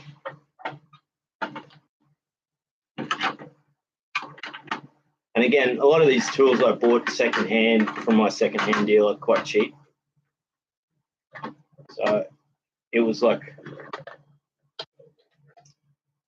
I can't remember what I paid for that bench vice.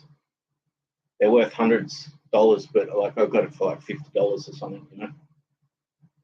And whenever I used to go and spend $100 there, he'd give me $100 worth of tools for free. He always kept a box for me. He goes, I got Luke's box. Here's Luke's box. And it's like just a box full of free tools he'd just give me. Because he'd buy and sell tools. He'd have stuff that, you know, he just couldn't be bothered trying to sell. And he knew that I loved collecting. So whenever I bought stuff, he'd just give me stuff for free. So yeah, I mean, even like he gave me all these books for free. I got some really good woodworking books here. You know, cabinetry, American style. So if I, you know, get around to woodworking and stuff, like, look at that, isn't that beautiful? You know, one day I'll have the time, you know. This is the sort of bench I'm talking about. That's the sort of bench I'm going to make. And so I've already got the vice. So I don't know about making, you know, I don't know about having the shelves. I want to make it a little bit more simple. But see, it's got holes, so then you put in the stops so that you know, you basically, once you got your timber locked in, and this has got a second vise there on the end there too. You know, you can plane your timber and it's just held in place. And it's got all your, along the back, you've got like all your racks where you put your chisels. So I'm going to build a similar workbench to this. You know, it's a smart bench. It's got inlays, so like all your shavings fall into the, you know, how they fall on the ground. Here you can see all the shavings on the ground.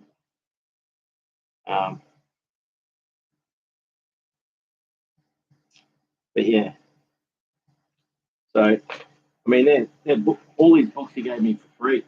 Just you know, big fella. I made this in high school. This was a high school project. Look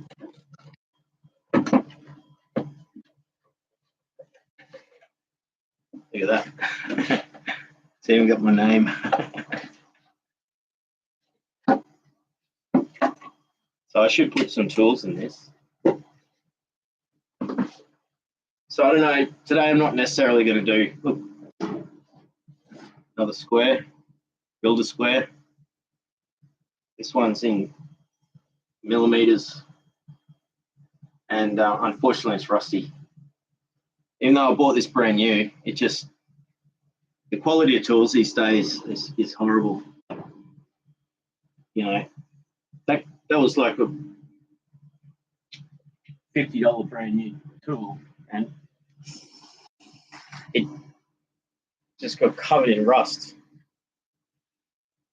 It just wasn't coated in enough chrome. So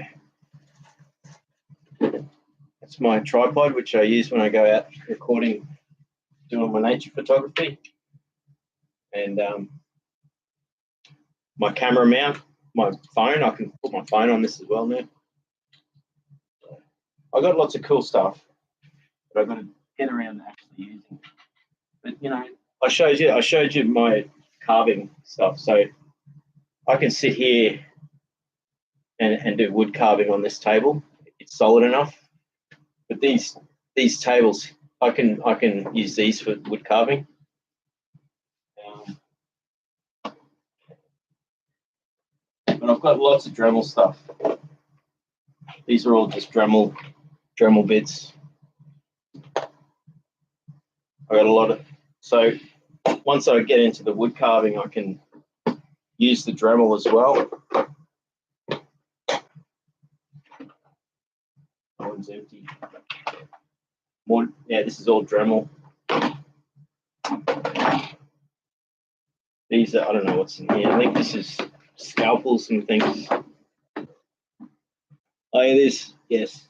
Scalpels and drafting stuff. Some compasses. I got some really nice compasses as well. But yeah, scalpels. I need to go through all of this stuff and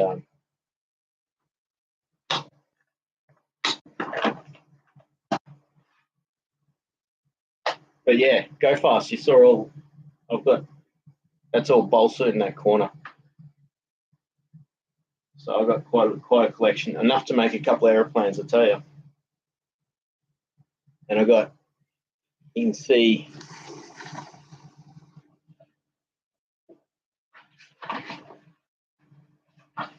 it's all emery sandpaper. I know some of it's, there's a cutting board there. But yeah, I got lots of different grades, and this is paper as well. So it's all art and craft stuff that, you know, I'm going to get around to actually doing stuff with, you know. So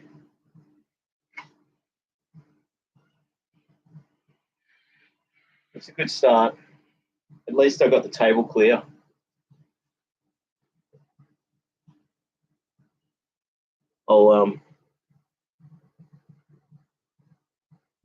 Conan's here. How you going, Conan? But yeah, like everyone's been chatting and I've been chatting, so I haven't been reading the chats. And I know Go Fast has been talking about airplanes because he saw the balsa wood. But yeah, I've got.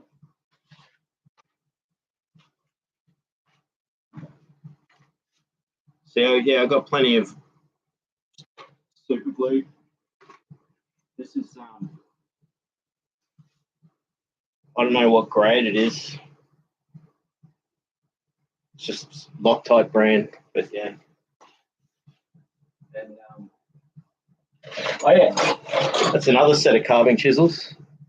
These are bigger ones, but this is just a cheap set. So they're bigger size than the marbles that I've showed you before. So when I get into wood carving, I've got two sizes.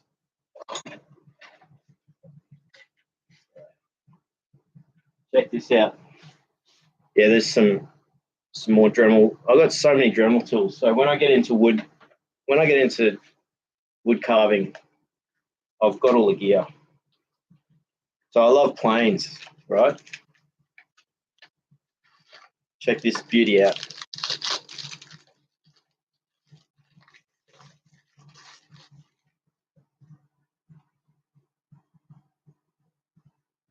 Go faster like that for planing, planing balsa wood. Isn't that beautiful? Beautiful. Japanese. It's a Japanese. It's a Western style plane, even though it's Japanese. But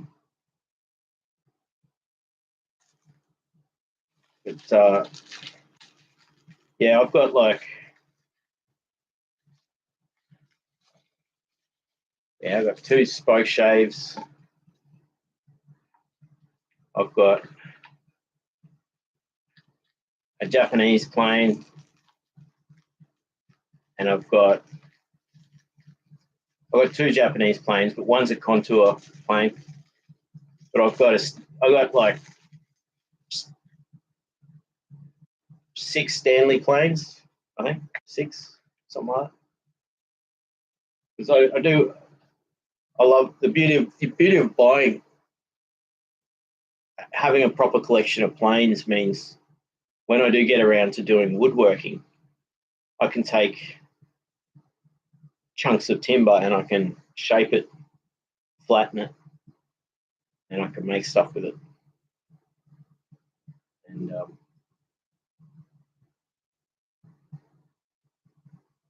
it's very satisfying to sharpen a plane and set it and you know, get it to plane and get the right shavings, get the right depth, and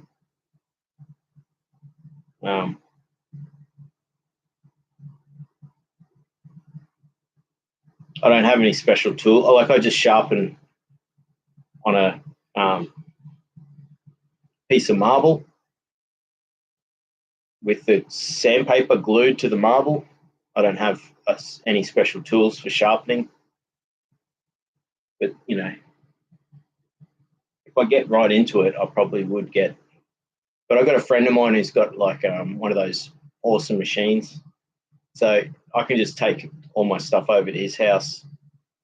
I'm going to do that. I'm going to take all my chisels and all my planes and over there and just sharpen everything on his machine.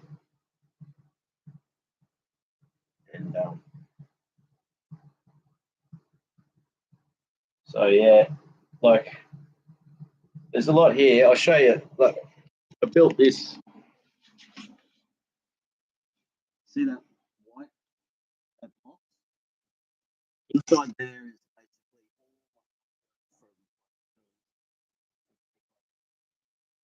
just like a case for it all. So it's even got like a lock on there. So if I can't find the key, I'm going to have to bust it open. So I'm going to I'll open that up sometime and do a stream where I show everyone. Because it's just full of drawings and paintings, and not really paintings, more drawings.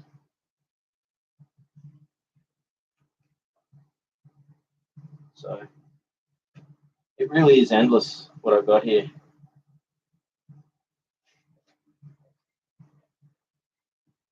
I've just got so much stuff.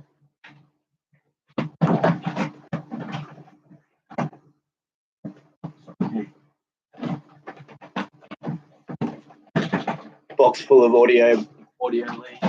It's just really is endless. This is a good thing, is now I'm finding where everything is.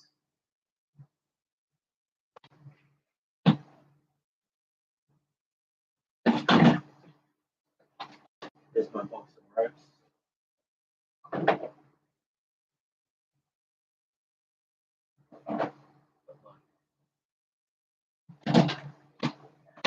What else?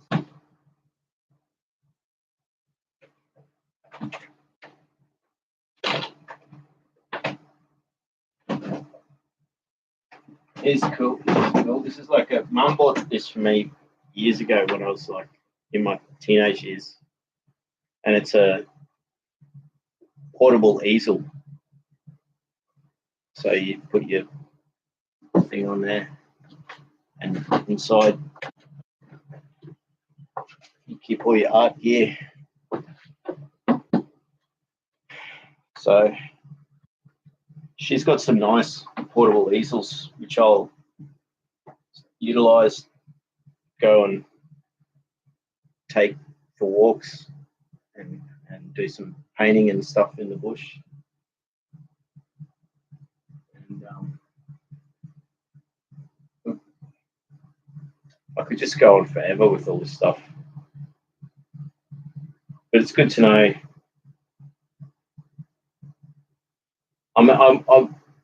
What I'll do is I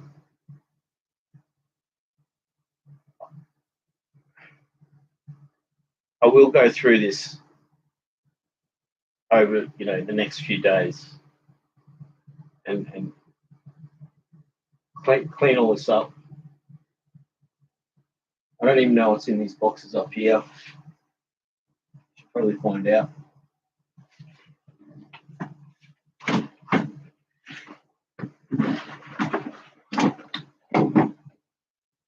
It's heavy. That's what happens when you. So here we go.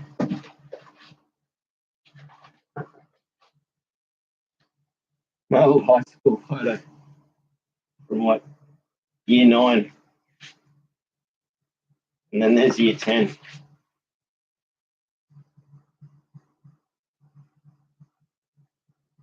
Trying to find where I am. Yeah, there's me. I won't show you close up. It's got other people in there.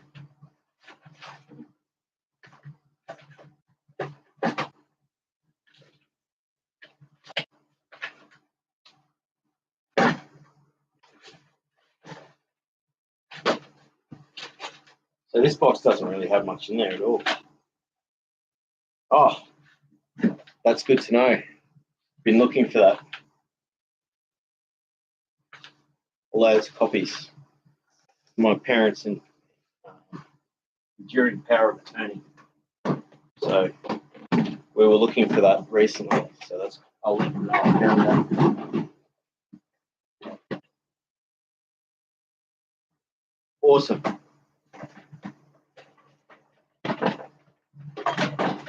Battery charger. Now I can charge up my battery up there, and which means I can then go camping and have power when I go camping. I'm glad I found that. Some other random stuff in there. So yeah, I mean, I've just got so much stuff here, and it's so many different types of things. So like, it is such a mess. You know, like I've got drawing stuff. That's all inks and glues. These are like some cooking things my sisters bought me when they came back from Japan. I've never used because I don't have any real space to cook. So they just, eventually I'll use them one day. But you know, they know I like making tempura and stuff like that. So these are like tools for that. So I'll have to put them with my cooking gear. This is my old work hat. It's like Indiana. It's not Indiana Jones hat. It's my work hat. I used to wear this every day, and it's not a. It's the only downside is with it. It's like an oilskin hat, so like it does get hot, you know, but it's comfortable, and it also, when it rains, it doesn't bother me when it gets wet. So, and you can scrunch it up, chuck it in your bag as well. It's like not precious. It's not precious, you know. So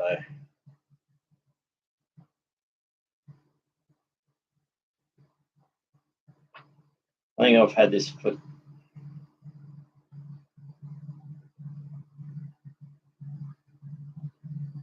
11 years. Yep, 2013, I think I got this. So it's well worn. Still got a lot of life in it. So I could oil it again, you know, but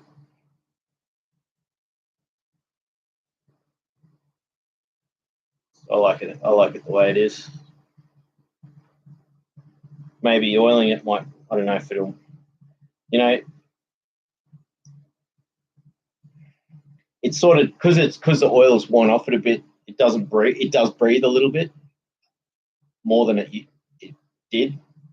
So because it's pretty hot in Australia, but it's good in winter. Like this is good in winter because it stays warm, keeps your head warm. So, and it's just enough shade. It's not too small, and then it's good. So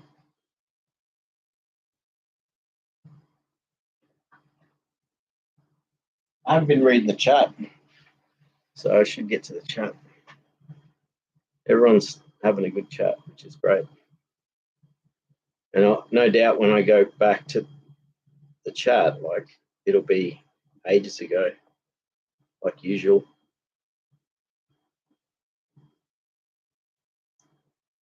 I know, I reckon I'll catch up pretty quick. Because everyone must have just been listening to me when I was talking. And the other thing too is I'm not plugged in at the moment. So my laptop just cuts out. So if it just cuts out, that's what's happening. But by the look of it, I've got enough battery to last for a little while, and I can just plug it in a minute. So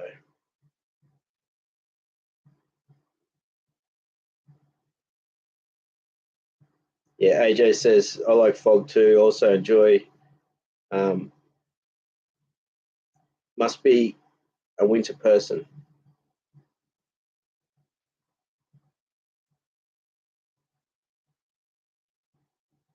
Where are we? Jamie says it's nice with the trees. That's cool. Are you sure says I miss the sound of nature minus the distractions. Yeah, that's right. I'm catching up to where we were. Happy Homer says spirit level sounds like some sort of ghost hunting tool. Lol. We call them bubble levels here. Oh, really? You call them bubble levels? Never knew that. Yeah, good. Changing to my term, spirit level, mate. And I think maybe because they used to use spirit inside as the like oil. I don't know. I don't know where the name spirit level comes from, but I got many more. Like I've got like 3 or 4 in the other room. I got laser level as well. Laser level's cool. It puts out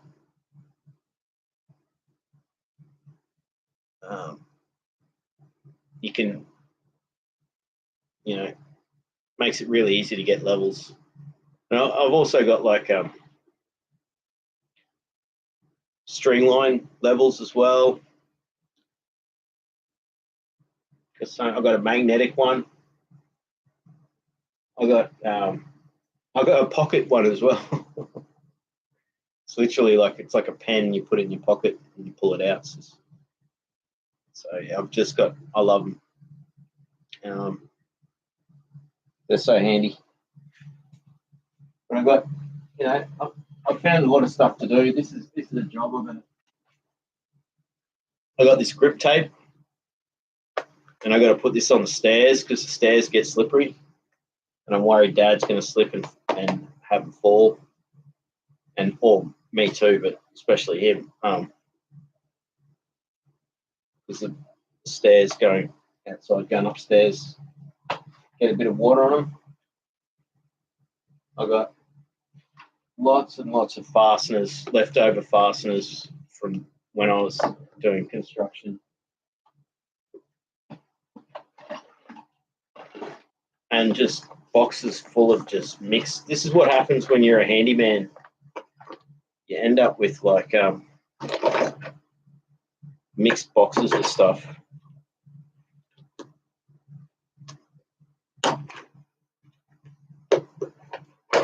So yeah, I know this is all just drill bits. And these are in pretty good nick too, because I sprayed WD-40 in there. So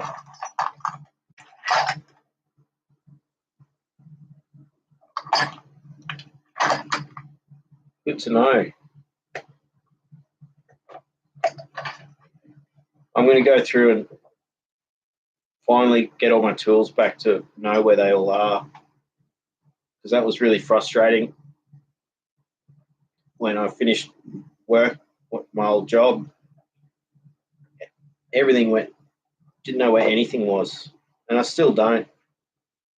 So if I want to go look for something, I just don't know where it is, and it's really upsetting. So that's what this is all about. But now I've got WD-40 on my hands, and I don't want to touch my computer. But it's good to know, like, I go, okay, yeah, I got a whole box of these 30mm screws. Well, they're 1 inch. So, but yeah, there's enough there for a project. Some batten screws, and there's bits in there, which is good to know.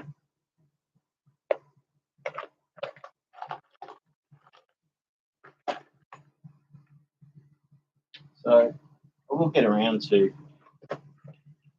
That's what I mean. It seems like I haven't been productive, but I have.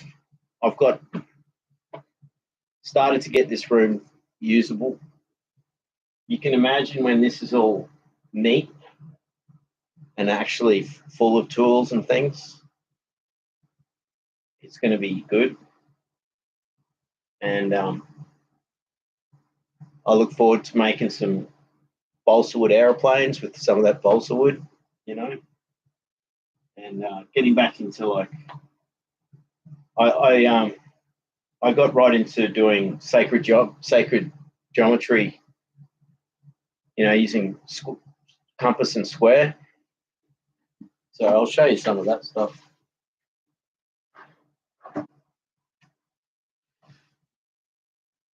These are like Doppler. The light's too bright.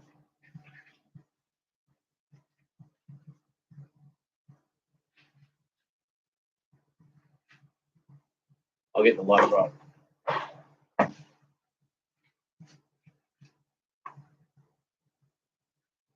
Maybe that's better. So, you know, with I was basically learning how to do sacred geometry and work out Doppler effects with a compass and square. And so, yes, there's some cool stuff. Anyone who wants to, you know, learn something interesting, get a compass and a square and learn how to do some sacred geometry, and or just a straight edge. You don't need a square, you can, you know, but a square is good. But you know, protractor, you get a few more things.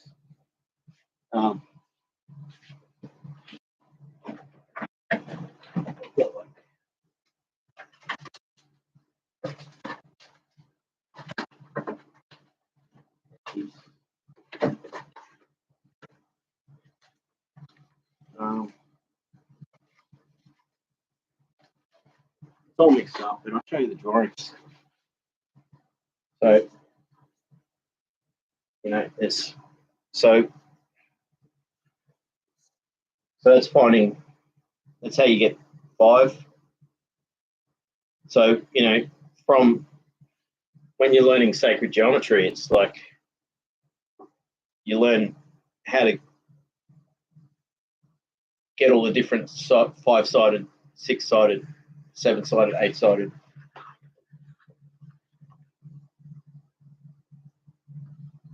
So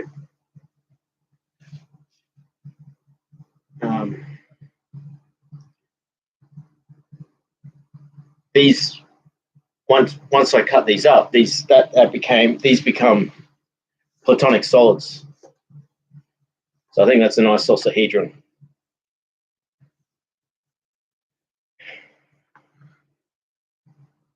No, that's an isosahedron.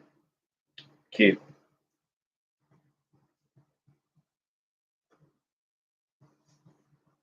And then that's how you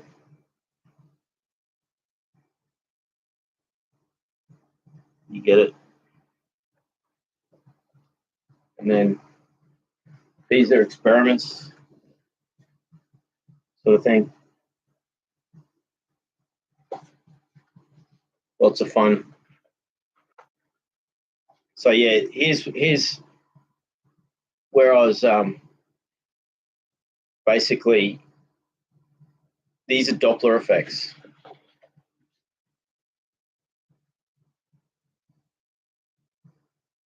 So they're different ratios, hard to explain, but down the bottom there's the keys for each one, and I've got the ratios. So I was basically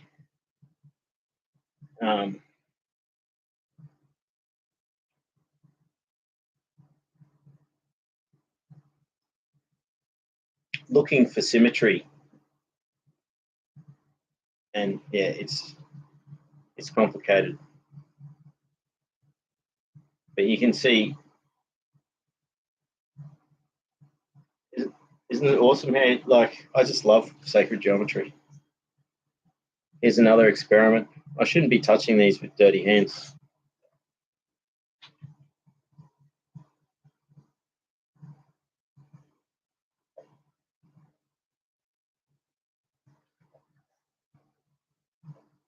Again, this is how you get a pentagon. So yeah, you got the pentagon there from straight edge and a circle and a compass and a straight edge. Some other more experiments.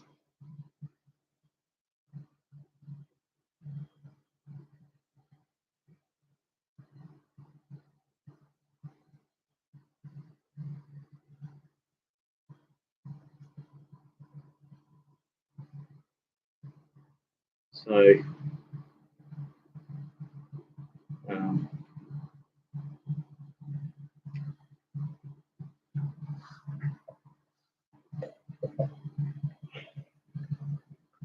I like that one.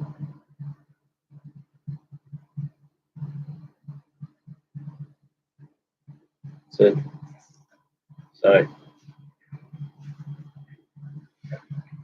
yeah, again, these are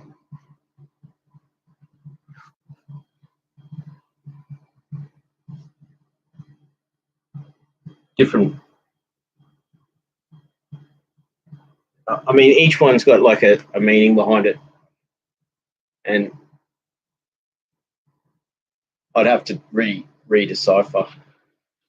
So I've got the key down the bottom there, explaining the numbers and the ratios, and then that's what you know. So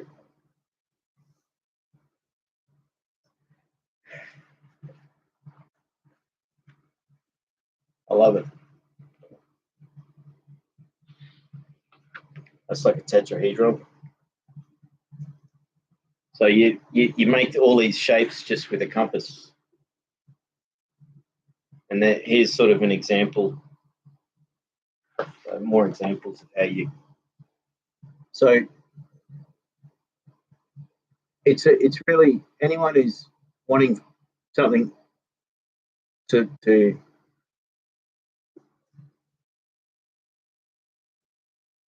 practice, get into, like, you know, compass and a ruler is very cheap, and some paper. Looks like a wave, doesn't it? Or that one's got a spiral to it. And so I counted it, but I didn't put a key for that one, so I don't know.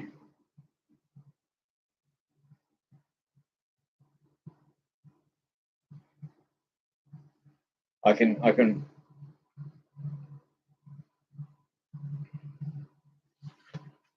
mean, it's like these were done so long ago. When I look at it, I don't even know what they mean.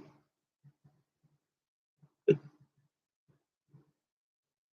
it's their ratios in a lot of cases. Their ratios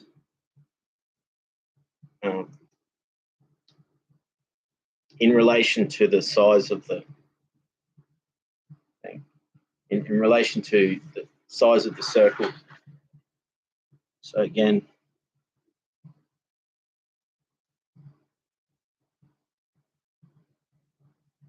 so I'm looking forward to getting back into practicing this stuff, you know. So there's some.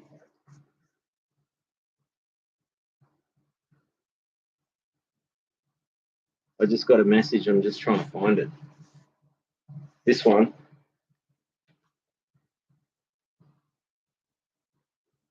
But yeah, like there's so many.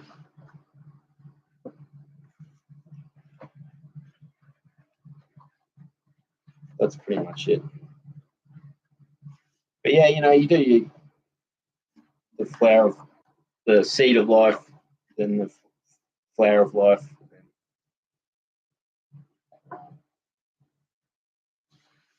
And another. So you make your platonic solids with a compass. And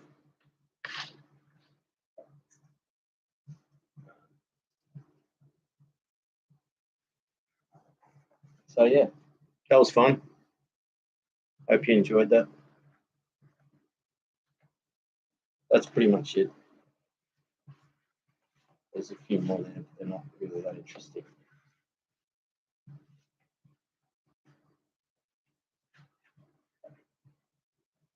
Yeah, there's a few more Doppler-y ones.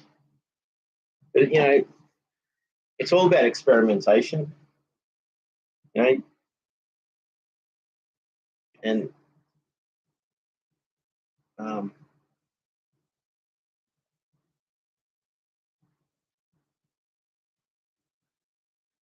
again, I'd have to go back through. I'd have to spend like a bit of time and decipher what I was doing with these. But they're generally there's the keys down here. So they're the ratio in relation to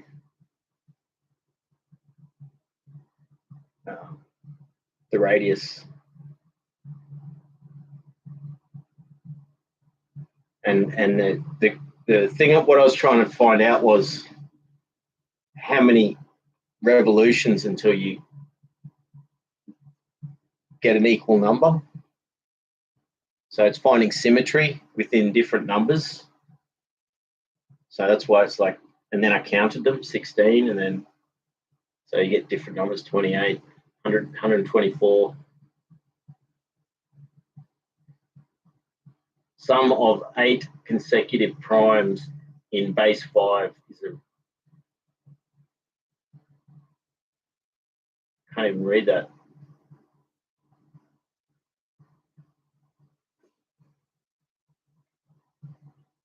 Rep digit. So like, it's all very, you know, this was so long ago, I'd have to like work out what I was doing.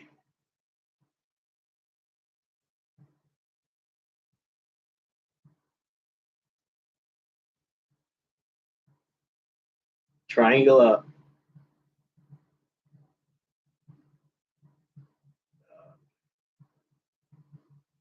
hexagon pentatope. So yeah, I do like, this will be something to do, is to actually go back, get through and work out.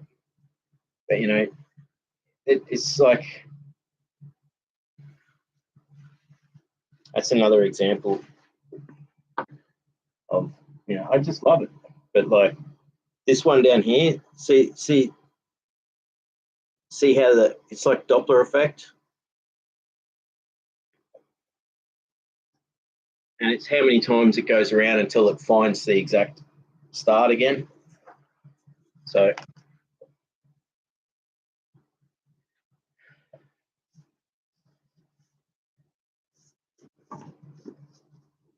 I will get back into, I've got plenty of paper. I've got like a drawers full of paper. So when I do get back around, when I used to work for a printing company, so every so often they would get rid of stuff. So I've got like drawers full of paper.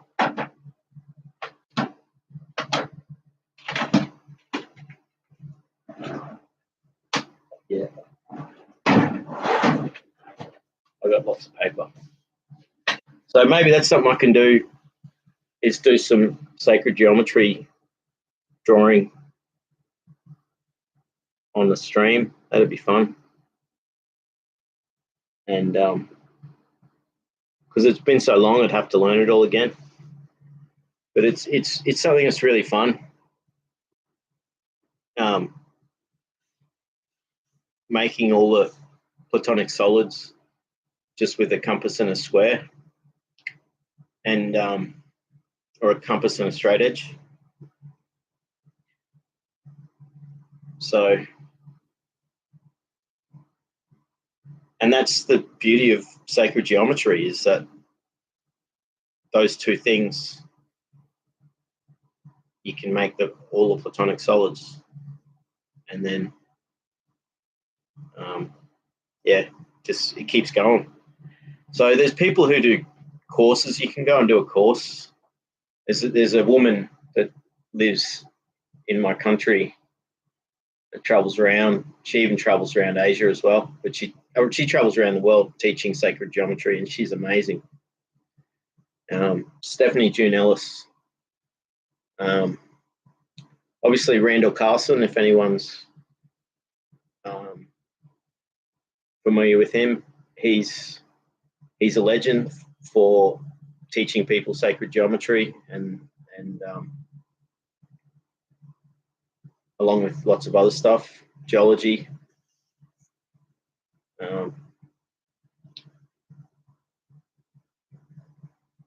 You know, especially glaciers, you know, end of the Younger Dryas and all that stuff. Like Randall Carlson knows a lot about the abrupt changes that happen in the world.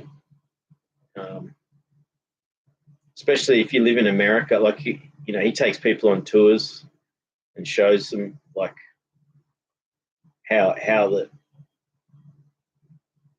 the land is formed through, and it's some amazing things, like at the end, like with glaciers when they melt, and especially when they melt fast,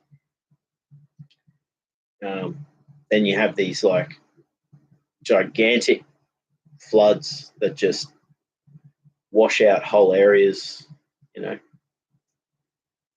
and create these landscapes. So I'll get back to the chat.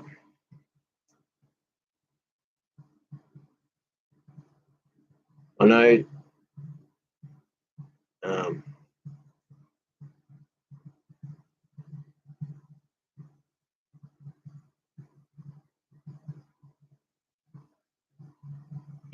Happy Hermit says, can't wait to be moved just so I can have proper backyard and a place for a nice workbench. Awesome, dude.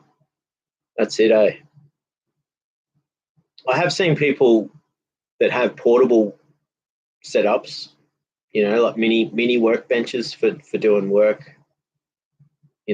but a proper workbench is different, isn't it? So and yeah, I'm yet to do it. I've got the vices for it. I've got an end vice as well, so which is on my other workbench. So I want to make one just out of cheap, like pine sleepers, and plane them all nice and flat. So it wouldn't cost me a lot of money. You can make really nice workbenches like that way.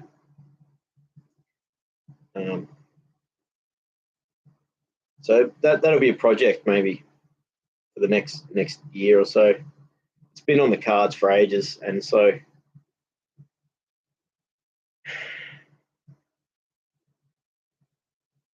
yeah, I'll get around to it. I've got too many projects, but you can see like I've got all this stuff. Once I have this place clean and neat, I've got no reason not to get back into making stuff. So I can model stuff with the modeling clay, and then I can make molds, and then I can cast stuff with it. I can make stuff. I've got wood carvings. I've got just everything. I've got Dremel stuff. So I've got to get around to it. It's just the stuff sat there for a while. I think a lot of it was because I was going through a lot of turmoil in my life, and I just didn't have the time, energy. But that time's it's coming to the time where I want to get back into all these things. So that's why I got excited showing you the sacred geometry, because that's something I'll get back into.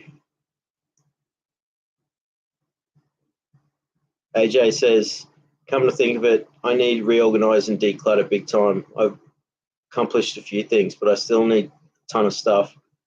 But I keep positive, and I know I'll get there eventually. Yeah, that's it. I'm the same, man. It's not easy.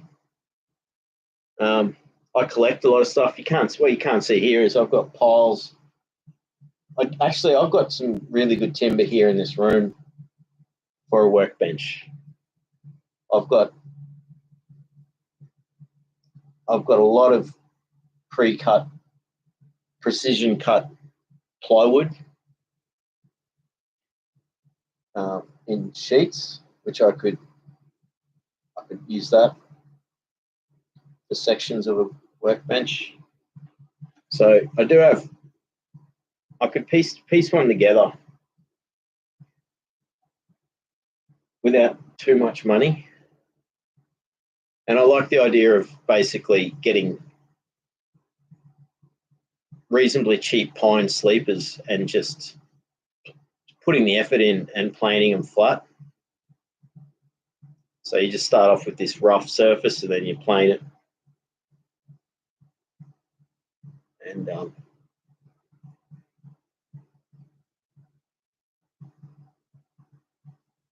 AJ continues, I think they call those levels torpedo levels. I think like ghost level, but better too. It's less suggestive war. These things are for creating, building, repairing, not destroying. Yeah, that's it.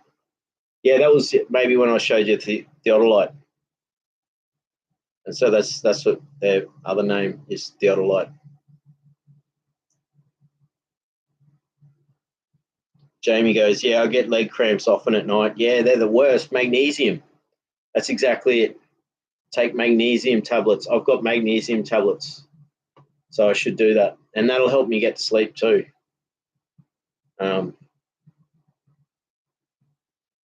Magnesium really does help you get to sleep. You know, especially if you don't take it all the time. When you do take it, you take a few tablets, or magnesium powder is even better because it absorbs faster. But magnesium certainly does.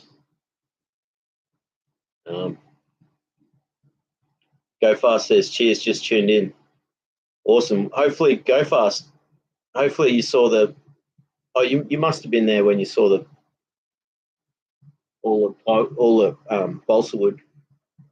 So I've got so much balsa wood there, mate. So I'm looking forward to making some aeroplanes and a workbench one day, and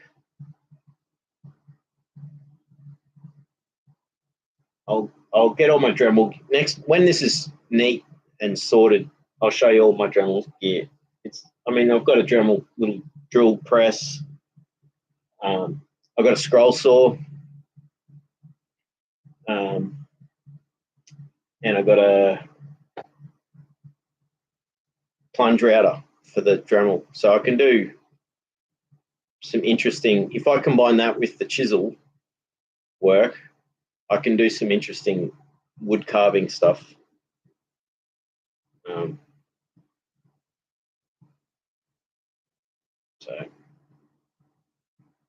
And yeah, I got lots of Dremel bits, lots of router bits. So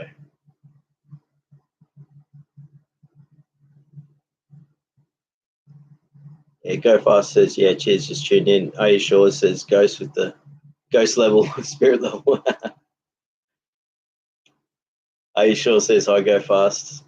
Jamie says, yes, Starbright with the heart. I have spray and I use it on my feet at night. Actually need to order some more. That's a good idea. Magnesium spray. That's a good idea because I literally had the cramps gone now, but it was pretty bad before. Starbright says magnesium bisglycinate is what I use. Yeah, I'll look for that. Jamie says, yes, ma'am, and it does work. We absorb more through the feet than it's understood. There you go. Good to know.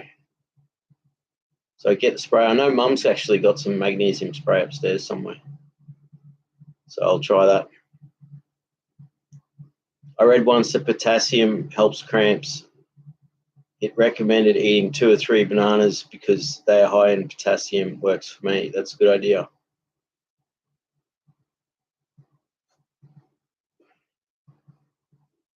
And I heard that potassium's good for sleep as well, isn't it? Starbright says, hi, go fast. Starbright continues, water, yes, vital. I'm probably need to drink more water. I think that might be it. I haven't drunk much water in the last few days. So that's probably it. Go Fast says more progress on the motorbike build for Pops. About 3 months into it so far. Spent most of yesterday working on it too. That's awesome. I can't wait to see it finished. Like, it's a massive project too. AJ says, yes, I'm making an effort to drink more water than soda. Yeah, that's a good thing to do. Go Fast says, I mean, my problem is I used to drink too much coffee and I've cut that right down.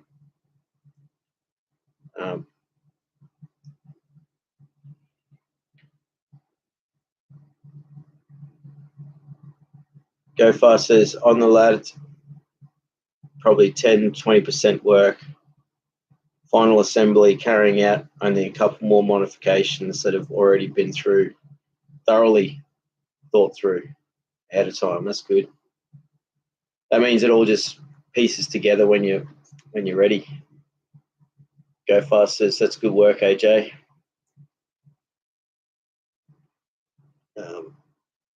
Yeah, Starbright says, wow. I know. Starbright says, good stuff, Go Fast. That's busy to build custom, I presume. Yeah, totally.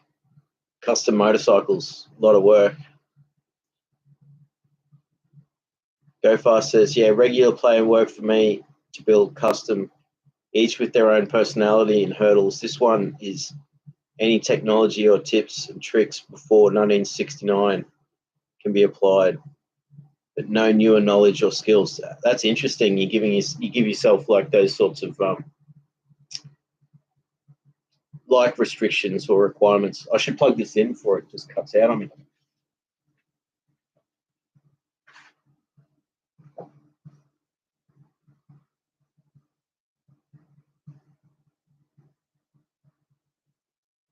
Yeah, look, there's another one I just found on the ground. Oh.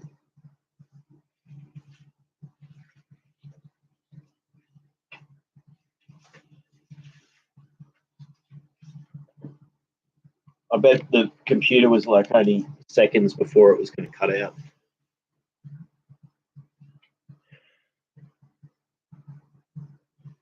Yeah, Starbright says, fantastic.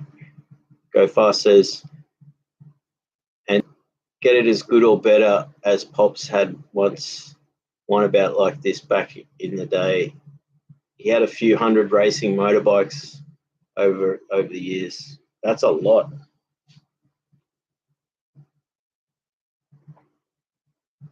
And that's now worth a house or two for the not special ones. So, like, you've got like a museum or something, or does he still have them, or he's had them over the years? So he's gone and bought and sold them and stuff like that. Yeah, Go Fast says if you can do plaster, you can do fiberglass.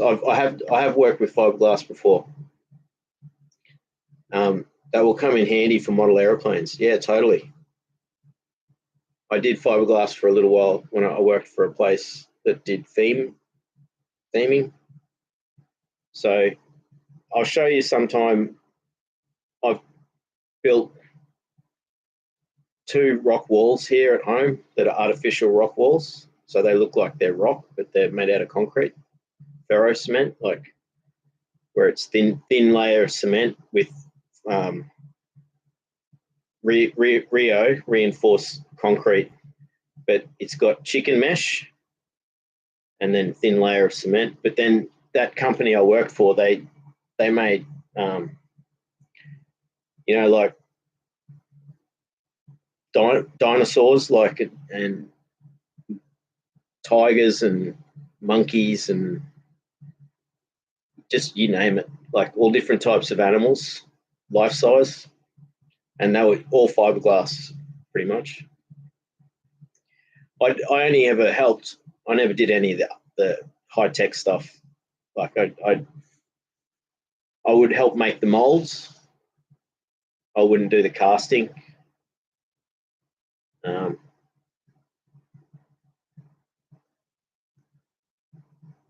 And I did casting of polyurethane with silicon molds, which was interesting. So that's why I've got the gear to get back into molding and casting, So yeah, and I've got plenty. Like I've got under there, I've got a 20-kilo bag. I've got 2 20-kilo bags of modeling plaster. So I've got enough to make quite a lot of stuff. And then I've got a box that's got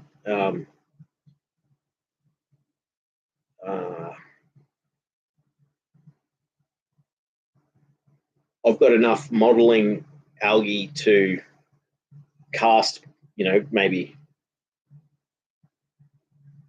a human head or my hands, or something like that. So I like body casting, is cool. I got my hands casted. I'll show you sometime. So that was a while ago now. That was 2008, I think that was.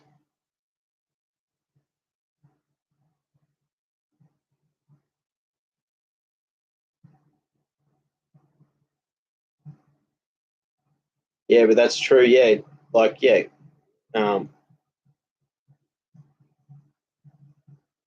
I don't have any resin, but I could easily get some and do some fiberglass stuff.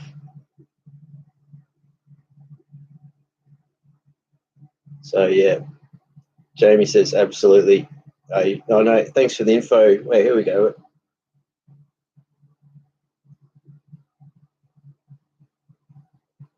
Jamie says the shelving in there is fantastic, Luke. Thank you.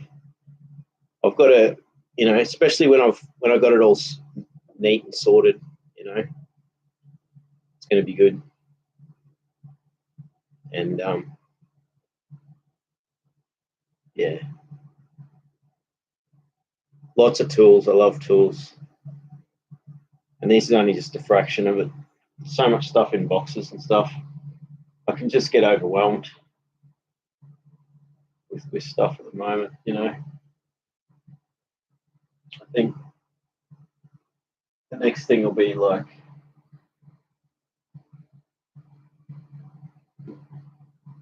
neatening everything up, and then as I neaten up, like it'll open up whole spaces, and then I'll fill them up with stuff. So I'll check. I should call my GP sometime too. What's the time? 10:37. I can call him later.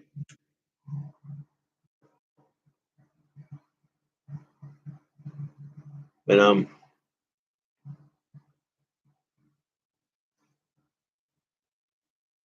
A Shaw says thanks for the info, Starbright and Jamie. Jamie says absolutely. A Shaw. Starbright says Luke keeping it on the level. Yes, totally. What I'll do is I'll get every single spirit level I've got and put it all in one spot. It'd be interesting to see how many I've got. I've got some cool ones.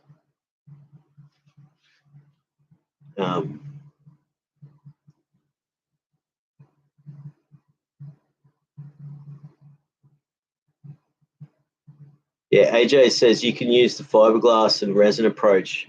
Alginate, that's it. That's what I got, alginate. I've got that. I've got a bucket of it, which is like enough to do a whole head or a couple of hands, or you know, a few things.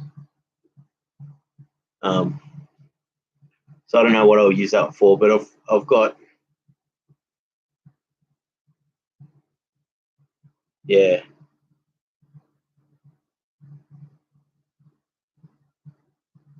A couple of years ago, I thought it'd be fun to try and do a cast of my head, and you know, I might try that. Except it would have been nicer if I did it years ago when I wasn't as old looking as I am now.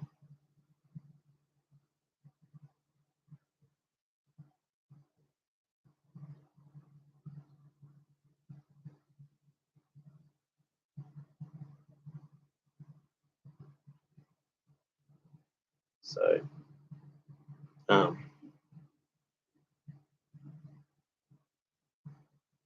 Go Far says, do you have some sizable chunks of balsa? You do have some. Yeah, I do. You have some sizable. I got some. I'll whoosh. I've got all these big ones. These would be good for for shafts, and then I've got all medium size. These ones would probably be good for wings, for shaping wings. You know how you're saying you sand them? These might be good for that. And then, so I've got a lot of that size. And then this is some random thin bits. So, yeah. And then in here, these are all smaller chunks. So I don't know if these would be any good for airplanes, these size ones. They're good for house models.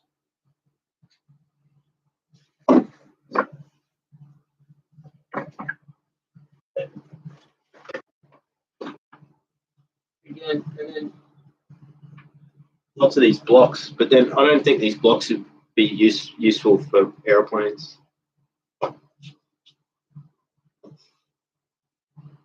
Certainly got enough there for making wings, and then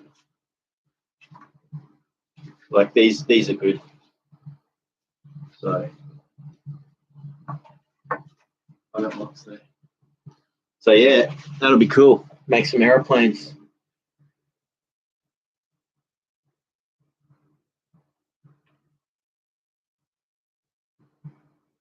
Starbright says, yeah, lots of interest in equipment.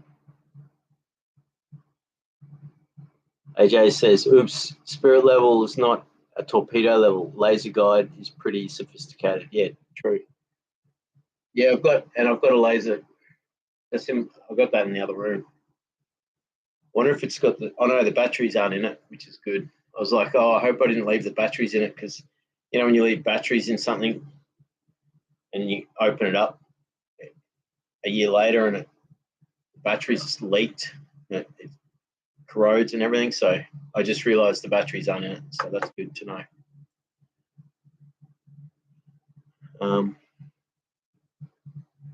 But when I actually, like, I didn't use the laser level that much. Like, I prefer string line and a spirit level on the string line. And I did use the laser level a few times, but I didn't use it as much as I thought I would, because I found it like more of a hassle setting it up. Whereas with string lines, like once you put in your stakes, and as long as they're not going to move, then you can basically take the string lines down and then put them back up again the next day. Or you can just leave them there until you finish the job. But laser levels, they do speed stuff up massively.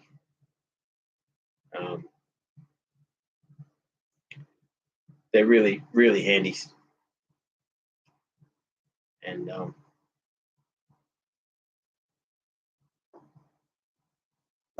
there, what else? Yeah, Go Fast says, yeah, the thin stuff you use for the tails of the gliders. There you go. Yeah, 1/8 inch thickness and up for wings. Yeah, I've got quite a lot of that. Go Fast says, yeah, up to about maybe 3/8 thickness on big wings.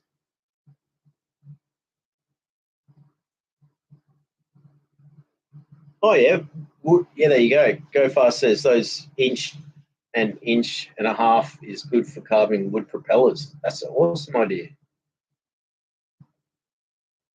Totally.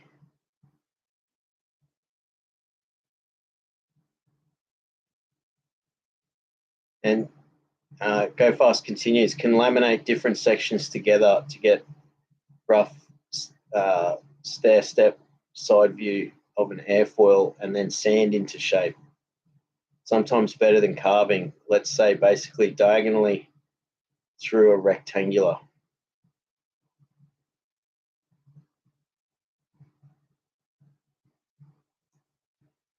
I see what you mean.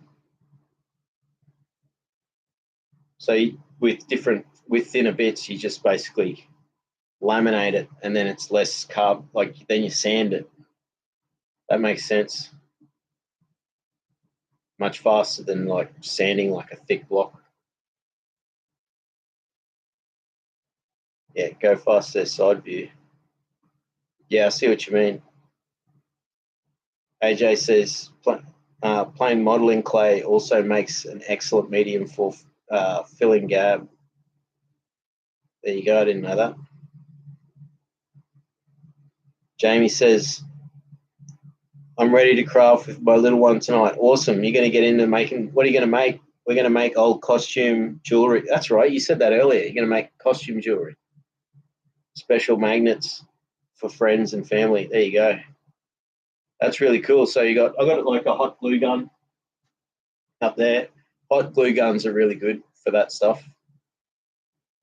You just like, you can just make stuff so quickly.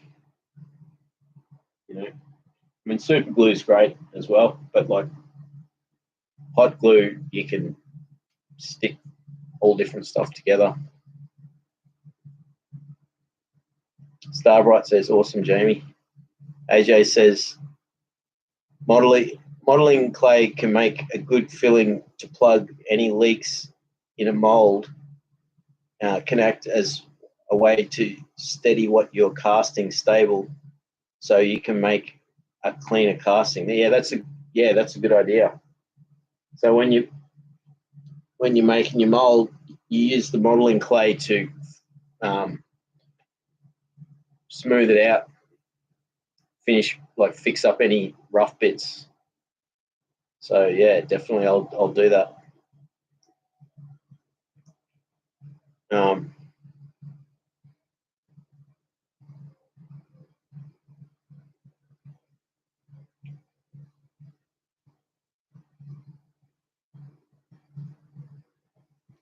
Go Fast says, I can help you remove any rust and replate tools. Hundreds of tools per day is possible. Awesome.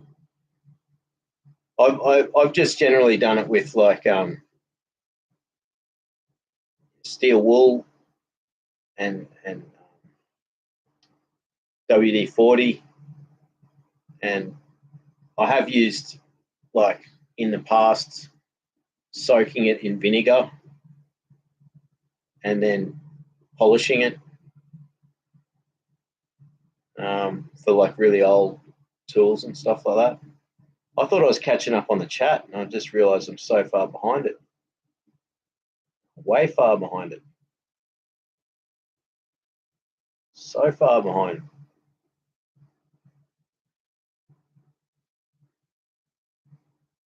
Cage Passer says, just took a 30-minute call from my soon-to-be ex. Happy to be back.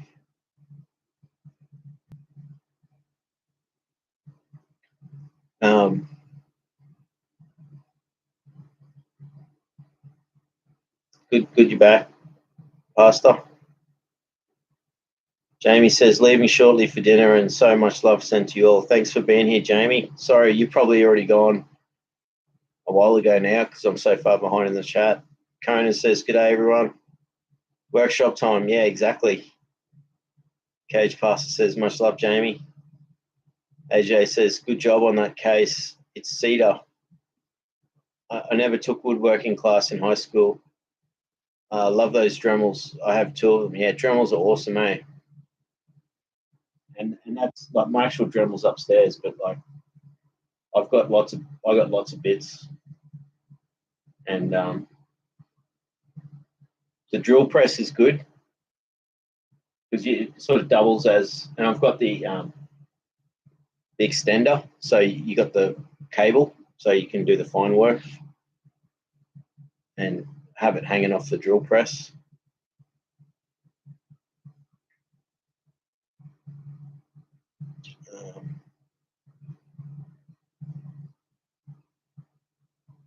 But yeah, thanks, AJ. Yeah, no, that's it. I did woodwork. I didn't do it in senior, but it was fun. I enjoyed it. Made some cool stuff. I wish I sort of stuck with it, but yeah, no, and the teachers were good. So totally. So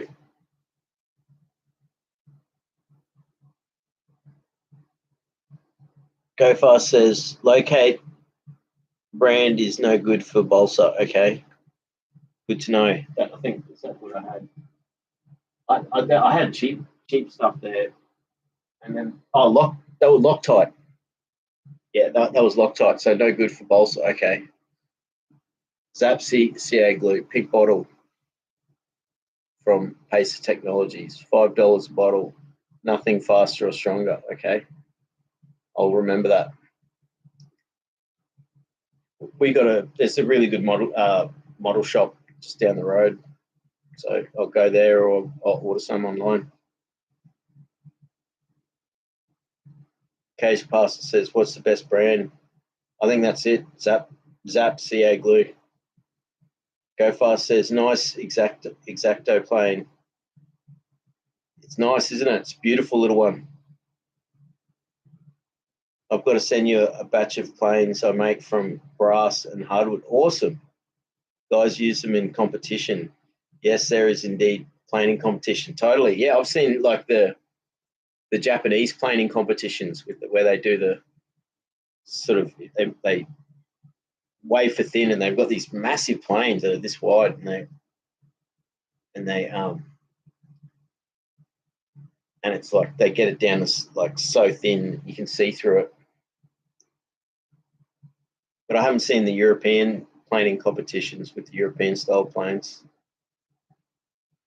Kona says big shout out to the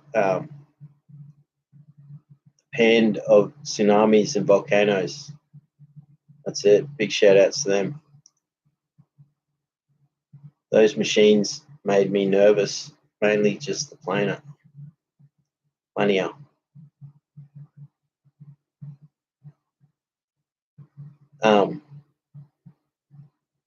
I'll show you all my planes next time. They're all in. Tomorrow when I clean my room, that's when you'll see. That's where I've got all my planes and draw knives and chisels and lots of stuff. Hand powered drills and braces. Braces are the auger bits, you know, for old style drilling holes.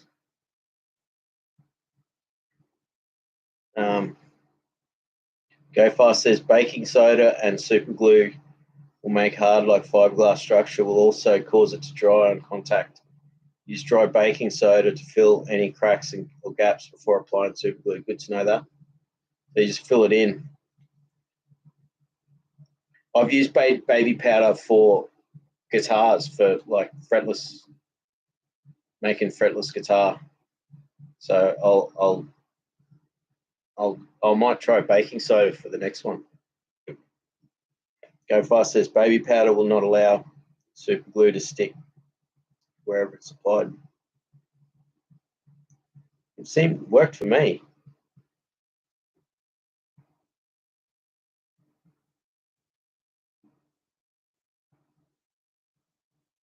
That's bizarre.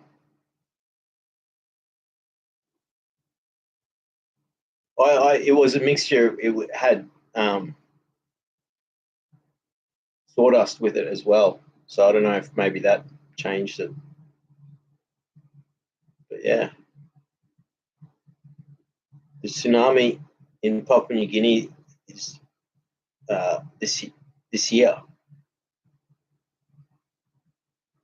There was one, I think.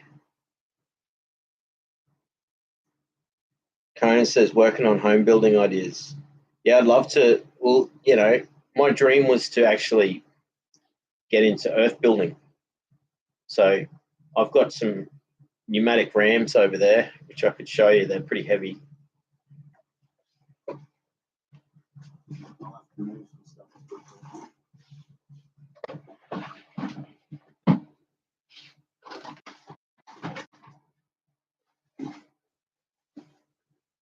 This is the base bit of it. It's a pneumatic ram. So it's got a big handle top, and I've got a big air compressor in there. And also got this is a smaller one. Use these ones for making molds for metal casting, for compressing the sand, and also for doing rammed earth, for doing the corners and the fine bits.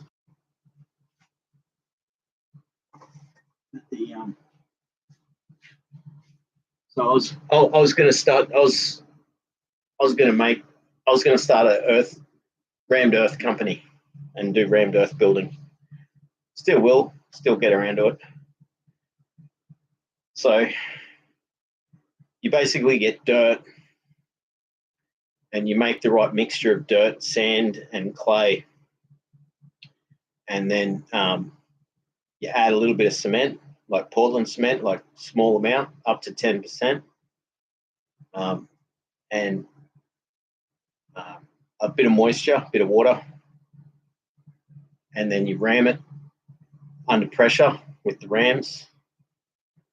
And so you have forms, and then you just ram the dirt, and then you take the form away, and you've got like a solid wall. And that's how they built for thousands and thousands of years. Half of Egypt's rammed earth. It's not all carved. There's a lot of it that's been made. So before modern concrete, rammed earth becomes as strong as concrete if you've got the right mixture, because it gets stronger over time.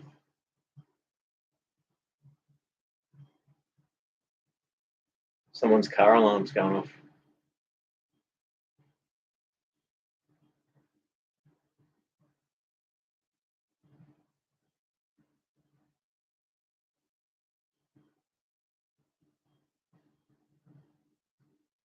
Been going on for a while. Oh no, it just stopped. So yeah, rammed earth. I wanted to, and it's not too late. I'll get back around to it. I've still got the air compressor.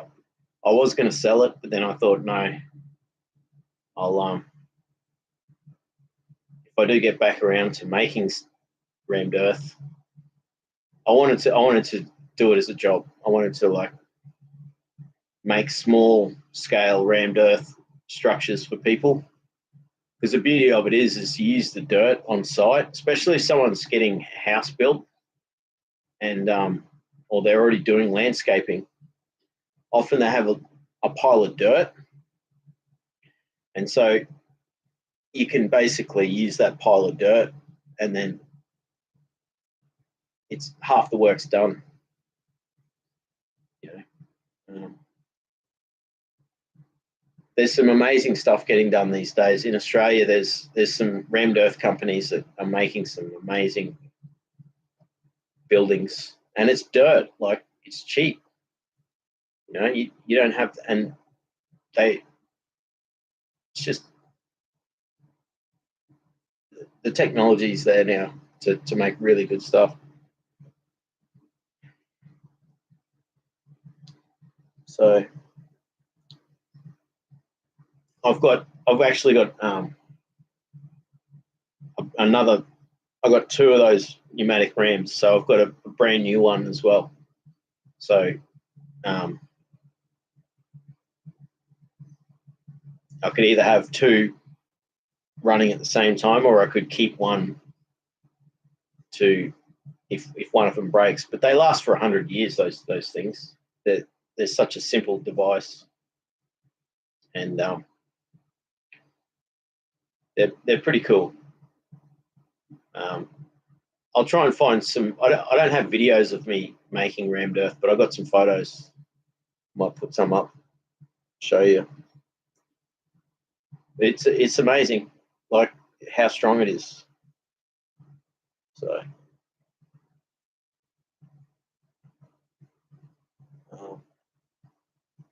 that was answering your question, Conan. Working on home building ideas. Rammed earth, definitely for making stuff. Even half the house, build half of it with rammed earth and then the rest with timber.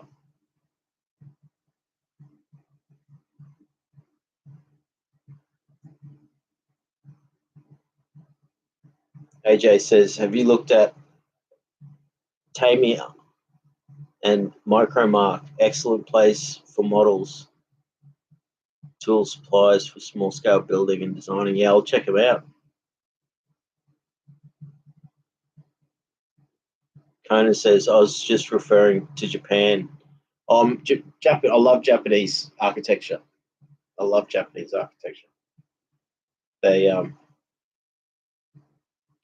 they build whole houses without nails. It's amazing. Yeah,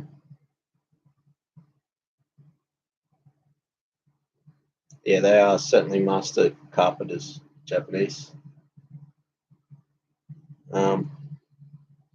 Go Fast says Tamiya rings a bell, airbrush paints and stuff. Or is it Taiwa? Conan says word up. Go Fast says I've got one of those easels, French design, from my paint stripping paint inside. Yeah, beautiful. They're good, eh? And it's handy. Mum's got a couple of compact ones too, which are good for like taking bushwalking and stuff. So I'm going to ask her if I can inherit them. She'll probably give them to me straight away. She's got two. Yeah, Bob Ross. Kona says Bob Ross always made it look so easy to paint. Yeah, Bob Ross is a legend. Totally. I used to love watching Bob Ross. And this is apparently the collection. They got 100,000 paintings or something. It's amazing, and they're not selling any of them. Hopefully, there's like a museum or something. That'd be awesome. Go Fast says it's easy. Get excess materials and don't care how it turns out, or if you mess up, you'll get the hang of it. Yeah, awesome. Well, that's the beauty of. I got enough balsa there so that I can do that. So Conan says, just going to create a portal to an alternate dimension. Real simple, like. That's awesome. Cage Pastor says, MicroMark's JavaScript related. I don't know about that one. Conan says, for real though, he would paint a scene so seamlessly. I like those old clips of him. Totally. Yeah, totally. I totally agree. Bob Ross is a legend. Go Fast says, that's what got me from can't pay people to take my art.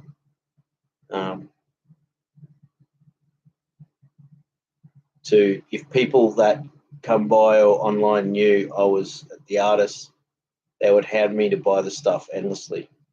Yeah, it's like that, isn't it? There's a difficulty with that. I have a difficulty in selling stuff, but my goal is to. Well, now I'm doing mindfulness. That'll be my. I'm gonna make mindfulness meditations and then sell them, and hopefully people buy them. So, as far as art, I find it. I've always found it difficult to try and sell my art. I made T-shirts for a while, and I sold a bunch of T-shirts, screen printed them, and then failed at that. And then, I had an art studio for 6 months, and I was going to that's when I got right into making those stencil paintings. And if I kept going with that, it would have. But, I've got an idea to do an illustrated book. So now that I'm clearing this table, I can start drawing again, and I can start making these illustrations. And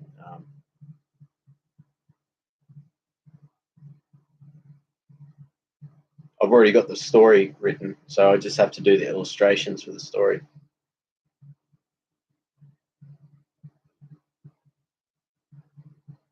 Cage Pastor says, Cage Pastor says, yeah, Easter egg hunt.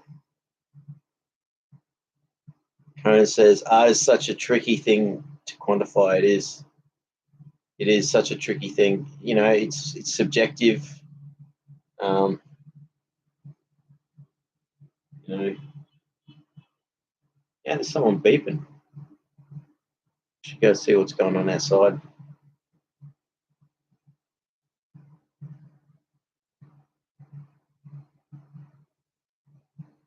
AJ says, that's it. MicroMark has airbrush paint, modeling supplies, all types, small scale work, all kinds. It's been an eye opener for me for a long time. I love airbrushing. When I was studying art at college, I used to love going into the airbrush booth and airbrushing. And I do airbrushing on ceramics. And it would be nice to get an airbrush.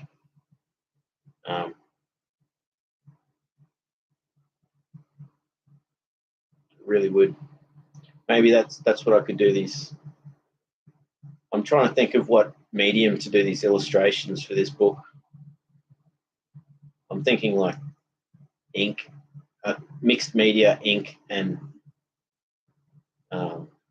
stencil spray paint, which is like airbrush.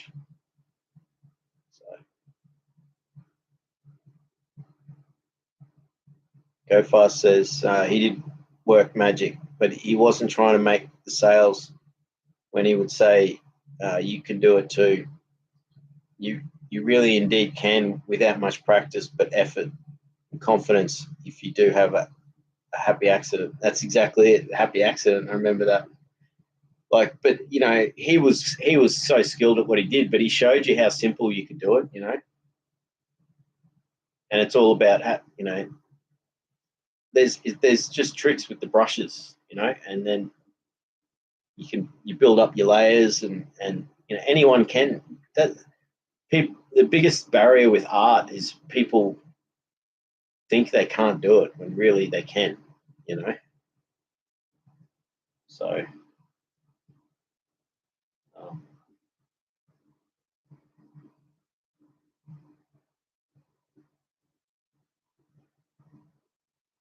and yeah, it's something that just takes practice.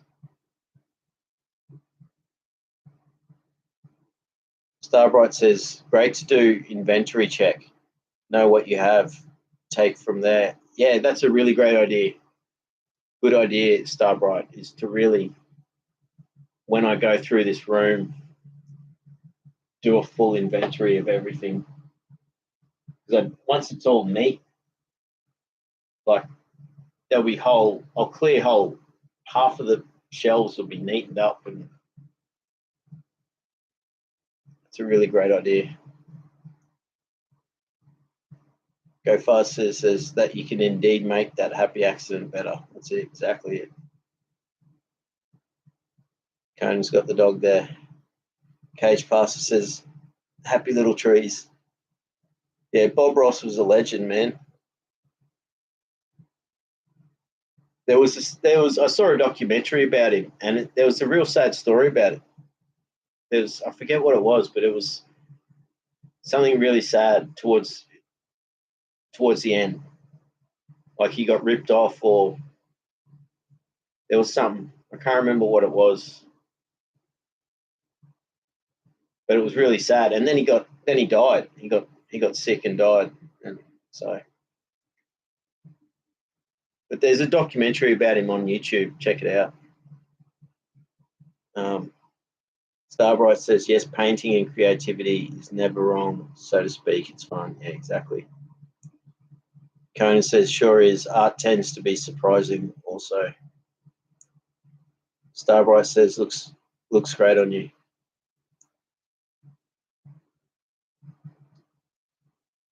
Conan says, I think sometimes the artist acts as a tool for something deeper. Sometimes they don't even know what they're really making until they finish it. That's another really good thing. Like often we'll do that, especially, and also with music, like I might have an idea and then it just happens, Other times it's really planned. It does vary. But I do like that free-flowing aspect to stuff, gestural things,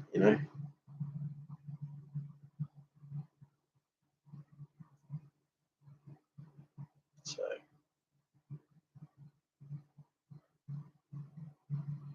Cage Pastor says, we like looking at your stuff with you, the heart. Awesome. I wonder if that's when I was showing you my sacred geometry stuff, because I'm so far behind in the chat. Kona says, we've got to be careful with stairs. Totally. That's right. Yeah, that was when I was showing you the grip tape. Stairs and showers are the two most dangerous things in houses. People slip over and hurt themselves.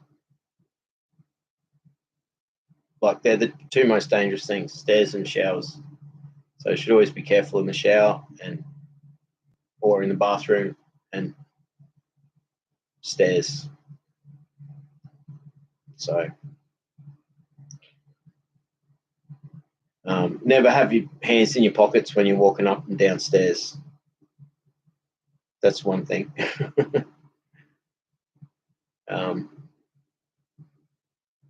I've done that before and then almost tripped and had major accident.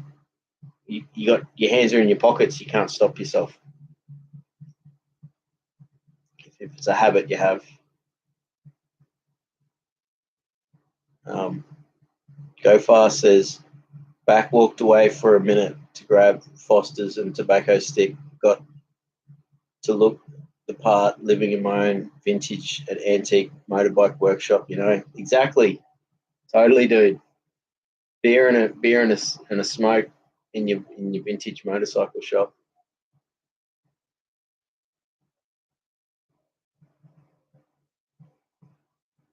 I can't work out what that emoji is, Conan, but it looks like a box with something in it. Is that a box with a cat sitting in the box or something? Go Fast says, hey, you like tools and parts? We heard about your goodies before. Valuable, yes, but most valuable in the hands of the artist has plans to put them all together over time. Yeah, exactly. That makes a big difference, hey? Because the tools can just sit there, and it depends on who's using them and what they're doing with them. You know? I look forward to starting to actually get around to using some of this stuff that sat there for years. You know.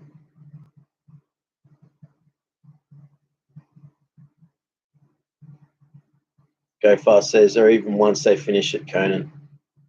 Conan says, well, it's hard to say. Most art is trying to say the same few things. Yeah, there is a lot to be said about that. That, you know, there's a lot of commonality, but then, you know, yeah, it's interesting. I mean, there's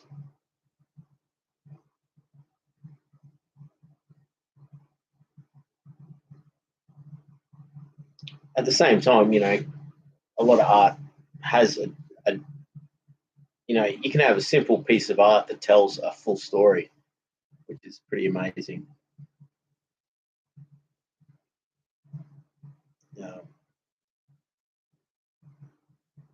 Conan says, yeah, it's all connected in a way.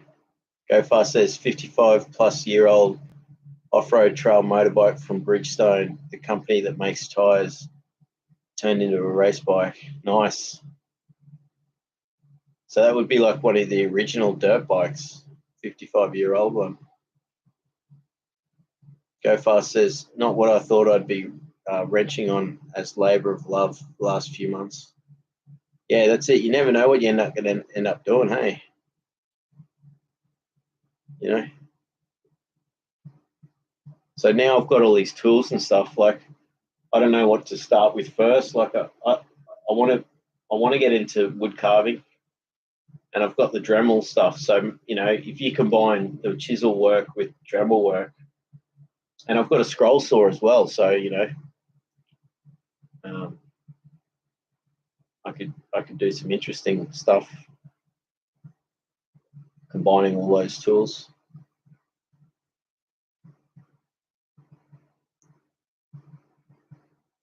Conan says, yeah, stranger things have happened. Go Fast says, squared and geometrized and circle. Yeah, geometrize. That's it, my friend. It's awesome.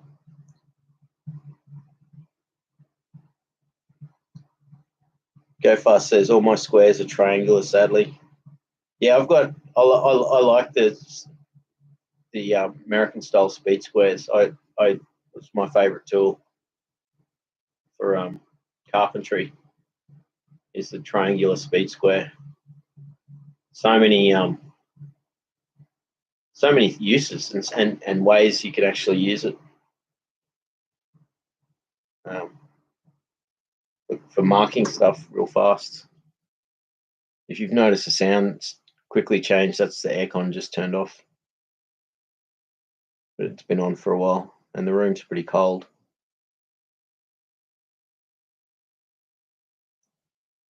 Conan says, try being a square in a triangular world. That's a funny one. Cage Pastor says, pure form of sacred geometry. That's awesome. See, now I know where. See, I'm so far behind in the chat. That was when I was showing him the sacred geometry stuff. My buddy asked, hey, you around? I said, no, I'm a square. That's a good one. I'll have to remember that one. Conan says 36. It's a magic number. Go Fast says, pulling out the pentagrams stash next. Yeah, that's it. Well, yeah, I mean, it's amazing, like how you basically yeah, make all the different numbers all just with a compass and a straight edge. So it's like it's pretty powerful. Conan says Norwegian loops. Oh yeah, that's it. Go Fast says our jokes are going to lag. His comments hard. Yeah, because I'm so far behind. Because I was spending so much time chatting, but I think I'm catching up slowly. Go Fast says, "Oh yeah, you're going to do great at model airplanes. Awesome, thanks, mate." Well, I've got, I've also got like I've got electric sanders as well, so I could like speed things up with that. Like I could mount I could mount my belt sander upside down on the bench and use it that way. Plus I got, that actually I showed it earlier. I've got that Bosch hand triangular shaped oscillating sander. I got lots of files as well. I've got a massive file collection. So I've got 50 of them. And I can at least rough stuff out with the file and then sand it. And but I don't know if I haven't really tried filing balsa wood, but I'm pretty sure it'd file pretty easy.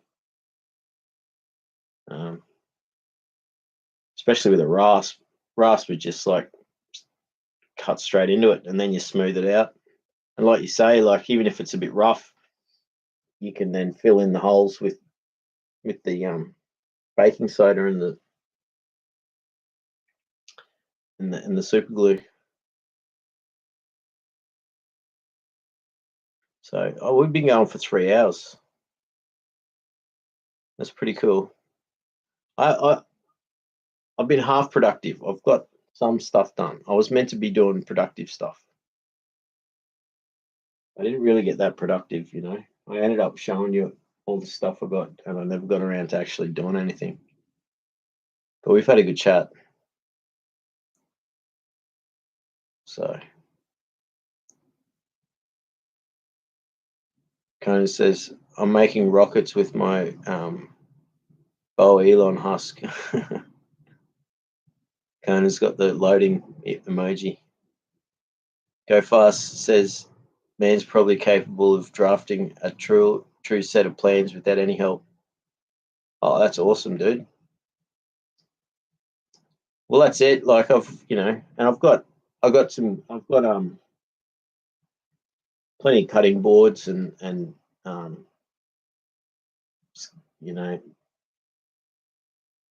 scalpel knives. I got like a Japanese carpenter's knife, which is really good. So that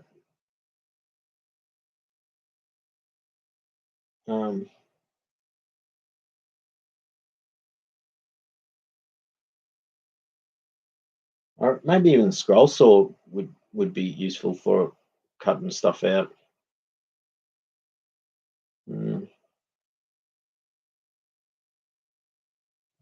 Yeah, I'm happy to just get the sanding block out and just shape the stuff by hand as well. But like I said, I've got heaps of files, so if I've got this one, I should get it. I'll show you next time. I'll show you all my tools in the next room. It's amazing, eh? It looks like a grater. You probably know the one I'm talking about, and it just removes like so much material so quickly, and so it's really good for like heaps better than a rasp, and it just once you've removed the bulk of it, then you go the finer and then you sand it, and yeah, it's good. 5, 6, says Conan. Looks like an eye. Yeah, that's it. You're looking at the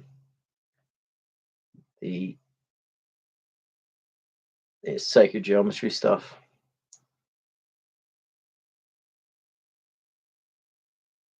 I don't know anything about Go Fasters. I don't know anything about propulsion, but it's worth being said. I understand some of what you're conveying in these drawings.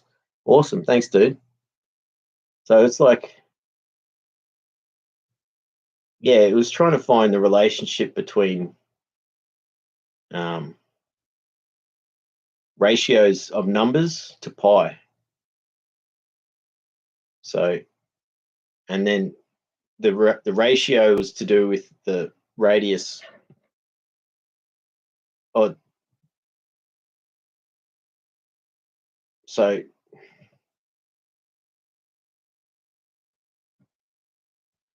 each number then had a certain amount of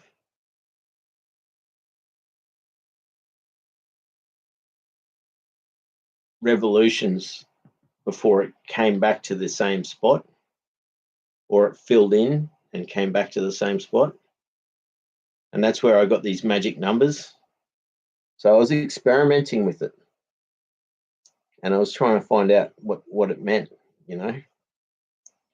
So I have to go back through these pictures and try and work out what I was trying to mean with some of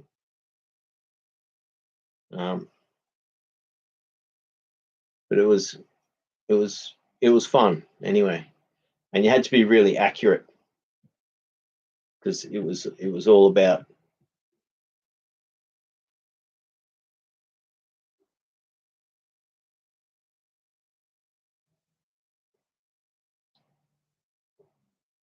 making a revolution and then arriving back to the start again, and then then you count how many times it goes around before it gets back to the start.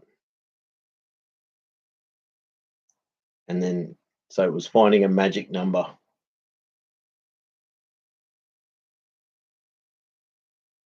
And you had it was based on whole numbers as the initial.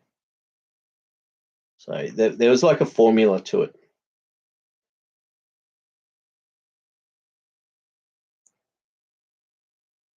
Conan says Ratatouille. Conan says it's like blueprints for geometry and math, I think. Yeah, exactly. Also based off where symbols come from. 007 shield. Yeah, totally. I think I know the one you're talking about. It looks like that. And you can see like a lot, a lot of emblems and logos are all based on that same stuff, using sacred geometry to create, most of the emblems that you find can be drawn perfectly with a compass and square, and same with what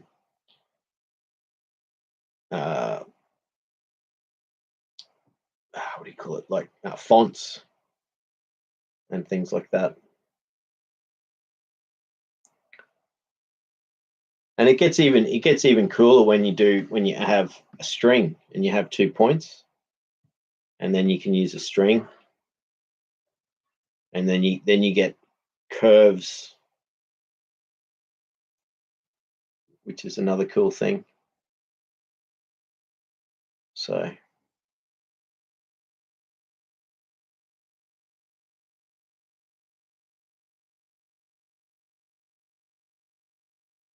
AJ says, excellent. I'd have some challenge making such clean, intricate geometrical figures. Well, have a go, man. I reckon it's good. It's fun. It's really fun to do.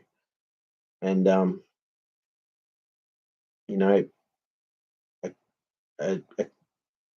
accurate compass, a good compass. I'll show you when I clean my room. I'll show you. I got like a really good compass, like French made one, and but I've got heaps of them. A plastic one for a couple of dollars is good, you know. But one that you can definitely lock and keep solid in place and not move helps. And a ruler, and that's all you need, and a book or some paper.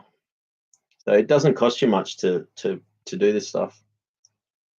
And there's plenty of videos on the internet as well, but you can just experiment like I was doing, you know, like, you know, you do the Vesica Pisces, which is the 2 circles, and then like, so you have 2, and then you have 3, and then you have 6, and then 12, and then it just, so it's the tree of life, the seed, no, the kernel, the seed, the tree, no, the flower, and then the tree.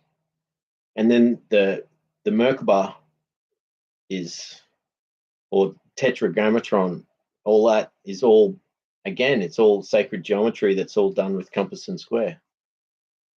So it's like you can do all that stuff. You know, that's where you combine the straight edge with the or the square and the compass with that.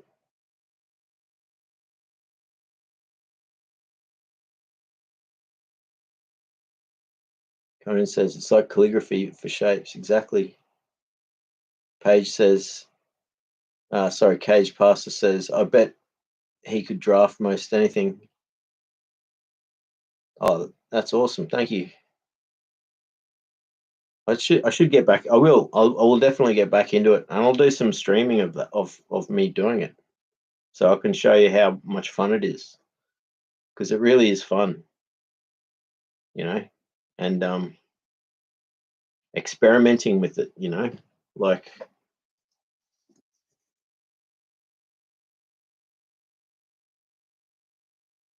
yeah. So AJ says, I agree, you should design anything. You could design anything. That's awesome. Thank you. That's really confidence building. I should get back into it. Cage Pastor says that's DNA shaped. Yeah, there you go. I think there was some of those experimental ones. Cage Pastor says 12. Yeah, Randall's awesome, says, are you sure? He is, isn't he? Randall's a legend. Cage Pastor says, are you sure?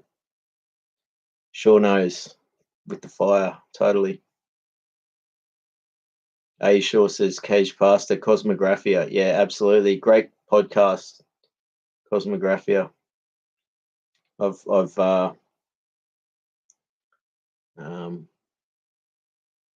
listened to or watched most of those podcasts.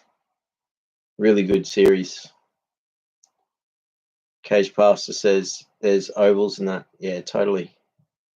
I think I know the one you're talking about. Suppose it's all about perspective. I do 3D modeling. Exactly. That's it. 3D modeling is often is based on doing that, you know, drawing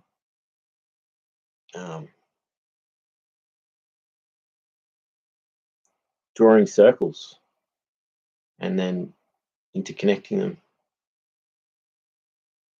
I mean, even when it's with vectors or tetrahedrons, or no, what do you call polygons? You know, it's still circles. There's still circles involved.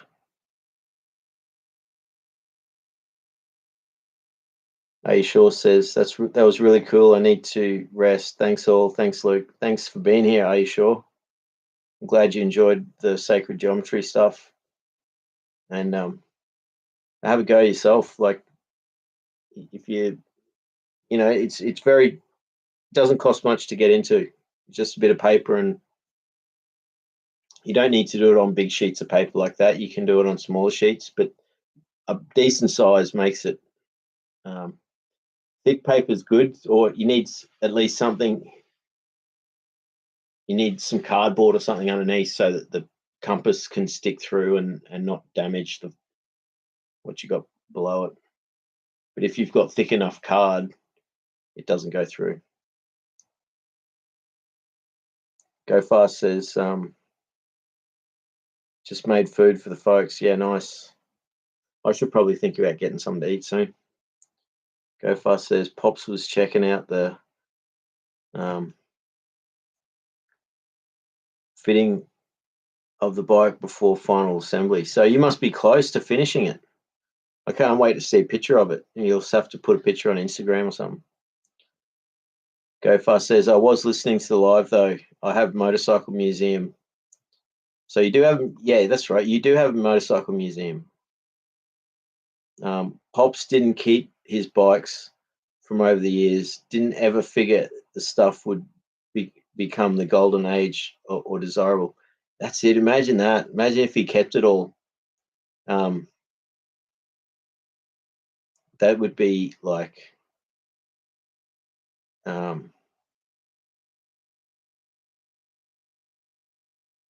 be millionaire.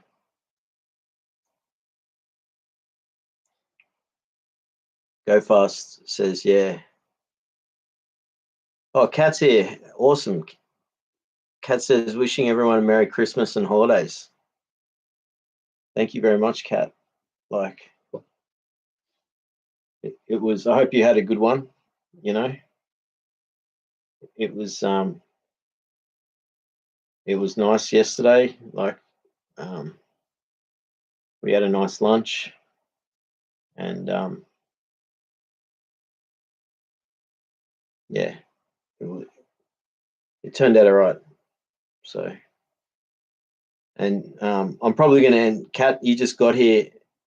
I don't know how long you've been here, but like, it's taken me this long to catch up on the chat. I'm going to end the stream soon, but like, I'll see you around because I'm going to be doing stream every day for the next 6 days. And I'm going to be doing stuff each day. Like today, I did a bit of cleaning. I did quite a lot, actually. I cleaned got rid of all the clothes. I didn't do any sorting here. I spent more time showing everyone my tools and stuff. So, but the goal is I do stuff. So tomorrow I'm going to clean my room where I do the streams. I've got it's really dusty. So all of those pigeonhole shelves are all covered in dust. So each single one, I've got to take everything out of the pigeonhole and wipe it down. And so I'm going to be doing that and showing you all the cool stuff in there because I've got a lot of tools in there as well. So it's good to see that though, Kat. And like, so I'm sure I'll see you over the next 6 days while I'm doing these streams, and they're going to be at different times. I think tomorrow's nighttime. So it's alternating daytime, early morning, and then after nighttime and stuff like that. Cage Pastor says, good night all, Merry Christmas, and wishing you all well. Awesome. Thank you with the hearts. Thanks, Cage Pastor. And thanks everyone for being here and enjoying having a chat. And you know, it was productive for me. Like it gave me, I got inspired to like really sort all this stuff out now. So next time I show you this room, it's going to be transformed. You know, it really will be. So,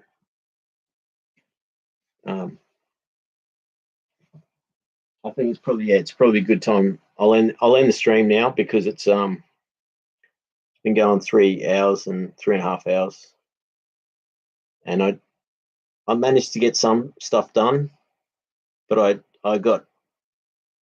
spent too much. Oh well, I enjoyed it. I enjoyed showing all the stuff I got, and it's inspiring me to get around to actually getting into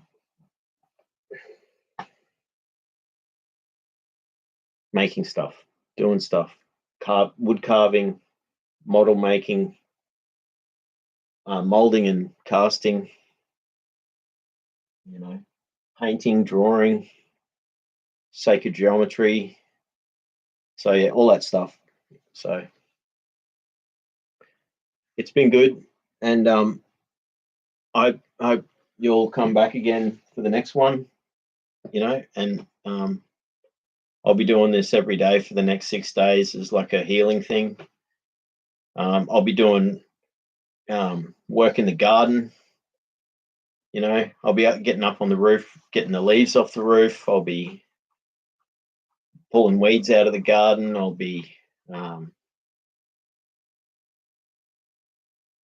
yeah, just general stuff. Pruning, cleaning my room, cleaning. Oh, I was going to clean my guitars today and I didn't do it. So that'll be the first thing I do next stream, will be to clean my guitars. So AJ says happy times. Yeah, exactly. I'll see you around, AJ. I'll see you in the next one. And you too, Kat. I'll see you in the next couple of streams. Go fast. Are you sure? Cage Faster. Conan, thanks all for being here. And yeah, see you all next time. Much love to everyone.